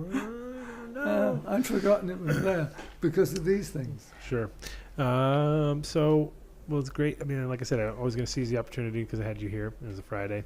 And after a couple hours the other day of talking, I knew we could easily fill it 3 hours. And somehow you managed to pull it all off. And I'm going to let you take it easy now while I do my final little bit. And then you don't have to, like, sit here the entire time. You can get your... But this has been Yeah, fascinating. It's been good, and it's been great. And like, I story-wise, didn't feel like working at all. no, that's the way we like to keep it. We'd like to make it real easy, because when people hear like something like radio or internet, they get all crazed out, and they go, it's gonna be so what? I was like, dude, just like we're talking, like you and I do, and same to you, Michelle. So also, anytime you guys want to come down and give up, tell us what's going on with Dope, or if you guys are, I think we're gonna be talking about some other stuff after a little VIP something. Yep. Or, I don't know. A little B2B. Exactly. So we'll be doing some more work with you guys. And I get you on the show more often. And then KTI over there in the corner, this whole keeping the water flowing, making sure people know what's going on. Thank you. I've had about 4 bottles. Yeah, see, I can't believe you made this the entire time. I'm like, where's he going? And also Joel for making sound good this time. And it was really easy because Mark's really got it happening over here. Exactly. Yeah, we got. Thank you, Adam. Of course. For sure. No problem. And we got technically about 15 minutes left, but we'll see. I'll just kind of go through my. I'll do something that'll make everybody just get off the air anyway. They'll be like, "What? He's doing ads again?" Oh, bro. You could start counting down. We're gonna hype up all the stuff that's going on. It'll take an extra 5, whatever it is. But obviously gonna hype up right out of the gate. Dope coming up in June 25th, and it's gonna be 1-day thing, right? 1 day. One It's day. gonna be 4 to 10. 4 to 10, 1 day. June Boom, June 25th. There it is up on the screen, I think.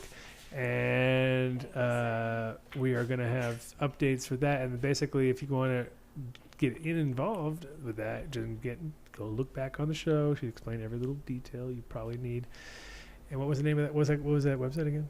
It's dopecupco.dopemagazine.com.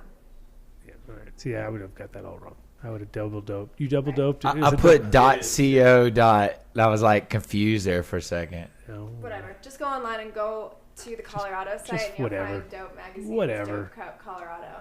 Gotcha. It's all over the place. Trust me. All over. It'll be up I in your did face. manage to find it, as you RSVP can or else see. you won't be able to get in. Yeah, definitely RSVP for that event. And on top, well, just before we do our sponsors, I'll mention the Cannabis Country. Cannabis Country. Country? Country. Country. CannabisCountryFair.com. CannabisCountryFair.com. All right. Whew. Man, that's so hard to get that one out. I don't know why. But that's official. I checked it. You double checked? Double checked it. Triple checked checked.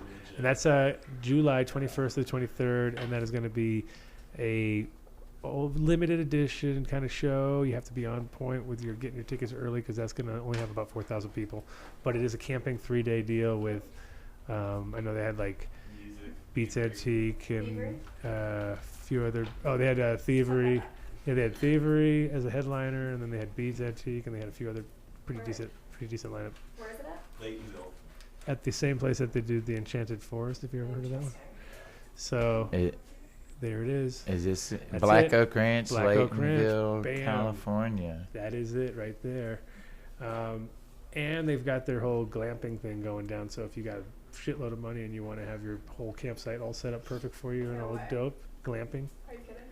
where it's all super high end, nice, like what? It's like double. You got a queen bed and you're like in the thing. You're Can you all. just bring a blow up if that's the case? Well, you could do that too, but this is. Sandwiches. But you want to spend $4,000, you can go glamping. So $8,000, $6,000, $10,000. Yeah. It's expensive, but some of it's pretty good. They've got a great lineup, and it's going to be in a They do killer that spot. at Glastonbury. The Yeah. glamping stuff. The as well. glamping is big now, yeah. Well, I realise there's a whole. We never talked about the first Glastonbury, but Oh, that- we got 5 seconds. we've got 5 seconds. It's 5 minutes. It was We've got- in 71. Yeah. Although there was a concert the previous year, but Uh-huh. the one that they all talk about was 71. And David Bowie played at that, Right. and a lot of people, and it was free. And my idea, I went in Winnebago, Mhm. That was your big idea. and it worked out good because Good, it yeah. rained Oh, it always crazy. does. Well, It always does. only the first night. Yeah. But it always. And then we were getting out in the morning, taking cups of tea to all the people in Mhm. bits of tents. Right. And all that sort of energy was going all over the place. And that's kind of why the vibe was so wonderful there. Right. And I still stay connected with people that I met at that Glastonbury 71. And that, did you have anything to do with any promotion that year or no? No. I knew John Michel, Mhm. who was a writer about previous history and Mhm. not quite E.T., but in that direction. So not he picked out the site Mhm. where ley lines crossed. And, Oh, yeah. and That's funny. so the pyramid-shaped Mhm. stage was also.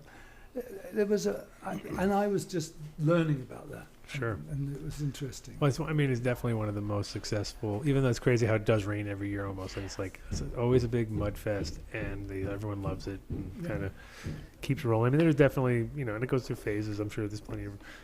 Well, Joe Strummer had a whole section of Glastonbury for years, Yeah, and it was called Lost Vagueness.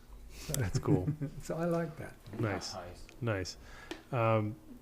Yeah. So And they've made some reminder from him at the site and all the Right. rest of it.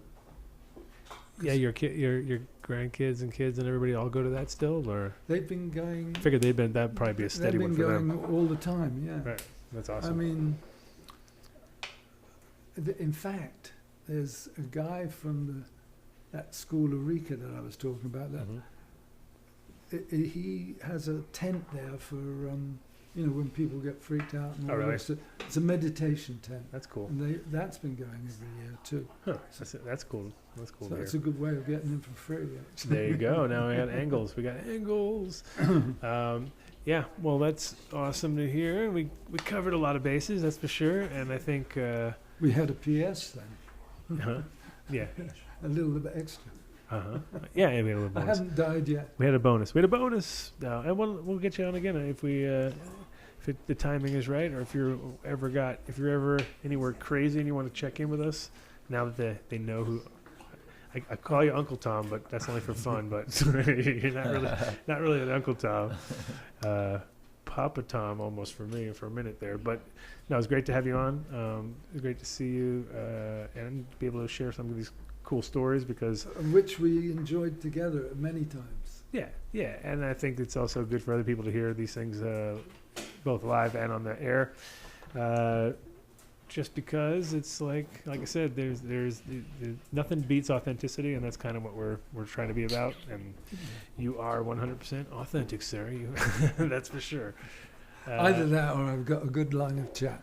Oh, you got a good jib. Yeah, you got a good, that's what my mom always went for, was the guys with the good lines. So you got all the. I'm still in love with your mother. There you go, Nice. live on the air. But yeah, Nice for sure. one. Well, like I said, it was definitely a good time period in my life, and it's nice to be able to put the face to the stories because now if I explain some stories in time frames, they'll be like, oh, that's the guy that was on the show, and then bam, there you go, makes more sense. So thanks for coming through on the Adam Dunn Show. I'm going to do my final bits with the guys who pay the bills, and then you're free to leave, sir. Oh, well, I thank you. And A pleasure being in your family, or yours and mine. I'm not sure Yeah. what it is. it is. It's 100%. Thank you, sir. And we just want to give a big shout out to New Millennium. Keep these ones nice and short. New Millennium is the local fertilizer here from Colorado, and it all is made by some of the guys from the industry who have brought you some of the big names, for which I will not say because they're just hyping them up. But a lot of the stuff that everybody out there thinks is the best of some of the other lines are this same guy right here, and he produced this all-in-one line based on the seasons, which is super easy. So right now we're working on that springtime stuff still, but if you're outdoors, but indoors, beautiful plants, great weight. I've been using it for close to 3 years now, so got plenty of runs under our belt. So it's newmillenniumnutrients.com. Check them out. And jumping on over to Seeds Are Now. Get your seeds here now from Seeds Here Now. But definitely, site's up nice and smooth. 35 breeders under their belt, so you can get the best of the American genetics that are out there. And he has a total guarantee based on all his stuff too, which is awesome. I think he's on vacation right now, so I didn't get usually I get a huge list of all the different specials, but I think you just go online and check out what they got because they're always are throwing deals down, and also available from them is their other site, which is called Seedaholics, and you can go there and bid on different genetics. Some of them are last packs, lost packs, people's one of a kinds, and so there's some great stuff on there, and you can bid. So if you're into that kind of thing, it's a cool way to help. Some of those ones are also some charities also, which is great. Seedsherenow.com, seedsherenow.com, seedsherenow.com. Growstone, great recycled medium sort of additive, which you can make into either drainage, or you can use it as perlite, or you can use it as a top dressing for controlling gnats. All these different uses, one product, actually different styles of product, but one material. And it's also, like I said, recycled glass, so there's no shortage, which is awesome. And you help keep the environment organized, on top of the fact that your plants are nice and clean, and you can add that back in, and it's fully recyclable. Next, Incredibles. iloveincredibles.com. Check them out to find a store on their little store finder at the top. You go, if you're in town here in Colorado, you can find them almost anywhere, because they're like the #1 edible out there, 100%. It's insane. Watch the map. Here comes where you can buy them. Here it comes. There's so many, it can't even load. I don't know what's going on. Yeah. There's so many. We just covered the whole place, just wherever, bro. Yeah, they're everywhere. Just like walk out your door.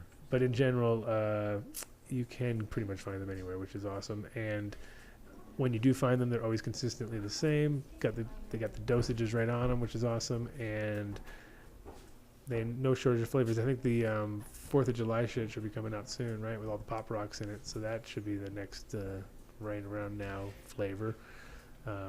Which, who doesn't like Pop Rocks in their chocolate? They got the firecracker. Oh, there it is. What Right there. That's the one right the there. Firecracker. Yeah, that's the one they're going to be hyping up right around now. Bam. But in general, yeah, those guys are the leaders in quality edibles here in Colorado, and also making extracts. The gold label, I should say, is the in-house stuff from the shops that you are standing in at that moment, and then the black label is from their in-house garden, which is 100% on point, and you can get pretty much like flavor of what these guys are all about from those black labels. And if you can get those pens, because they're hard to keep in the house, that's for sure. Go to iloveincredibles.com to find a store. And last but not least, we're going to have our guys, Jeremy over at Build a Soil, on the show soon. I know he's on a show at 7 o'clock Pacific tonight, so in a couple hours. Some other network or some other thing, I don't know, just look them up. But if you want to get in touch with them, you go to 855-877-SOIL or go to buildasoil.com, and you can get any amendment you may need, and on top of that, pre-mixed soils, all sorts of good stuff. Talk to Jeremy direct and or his staff. They're totally cool and super helpful, which, that's always good in this industry. Whew. Okay, so I want to thank everybody for coming through. I want to thank Tom, who just powered through 3 hours there without a break, which is pretty awesome. And have to torture my guests. That's my deal. It's how we roll. Thank KTI for helping out, coming in, being here live. Thanks Joel and Ashley for coming in and helping keep sound rolling, and people all happy and chilling up there. I don't know what's going on. A couple other people might even show up. Who knows? Sounds like a party. It's getting kind of crazy up there. I want to thank. I want to do a shout out to Cece and Nick out in Sweden right now. See them for a couple more weeks. They're going to have some fun with the fam over there. We give a shout out to Ace down at the farm. Shout out to Andy for holding it down and rocking with those plants, and Sunny. And shout out to all the chat gang for joining in. Shout out to everybody who, I'm sure Spring Hill and all those guys in England are pretty stoked if they already know who this guy was, because they know what's up with Carnaby Street, and they know what's up with that whole history. So it was good to have somebody like Tom on. And I don't know what we're doing next week. We know what we're doing next week? Working on it. Okay, working on it. Okay, working on it. Talk to you guys soon. Send us suggestions if you got some crazy suggestions. Who knows? We could probably make it happen. Peace. In the United States is a communication to the children to take a trip, to cop out, to groove. The psychedelic jackets on the record albums have their own hidden This is a special question. We don't want you to smoke genetically modified ganja. We want you to smoke the real thing. We want you to smoke the natural herb. Some call it marijuana, some call it sensimedia, some call it lamb's bread, and some people call it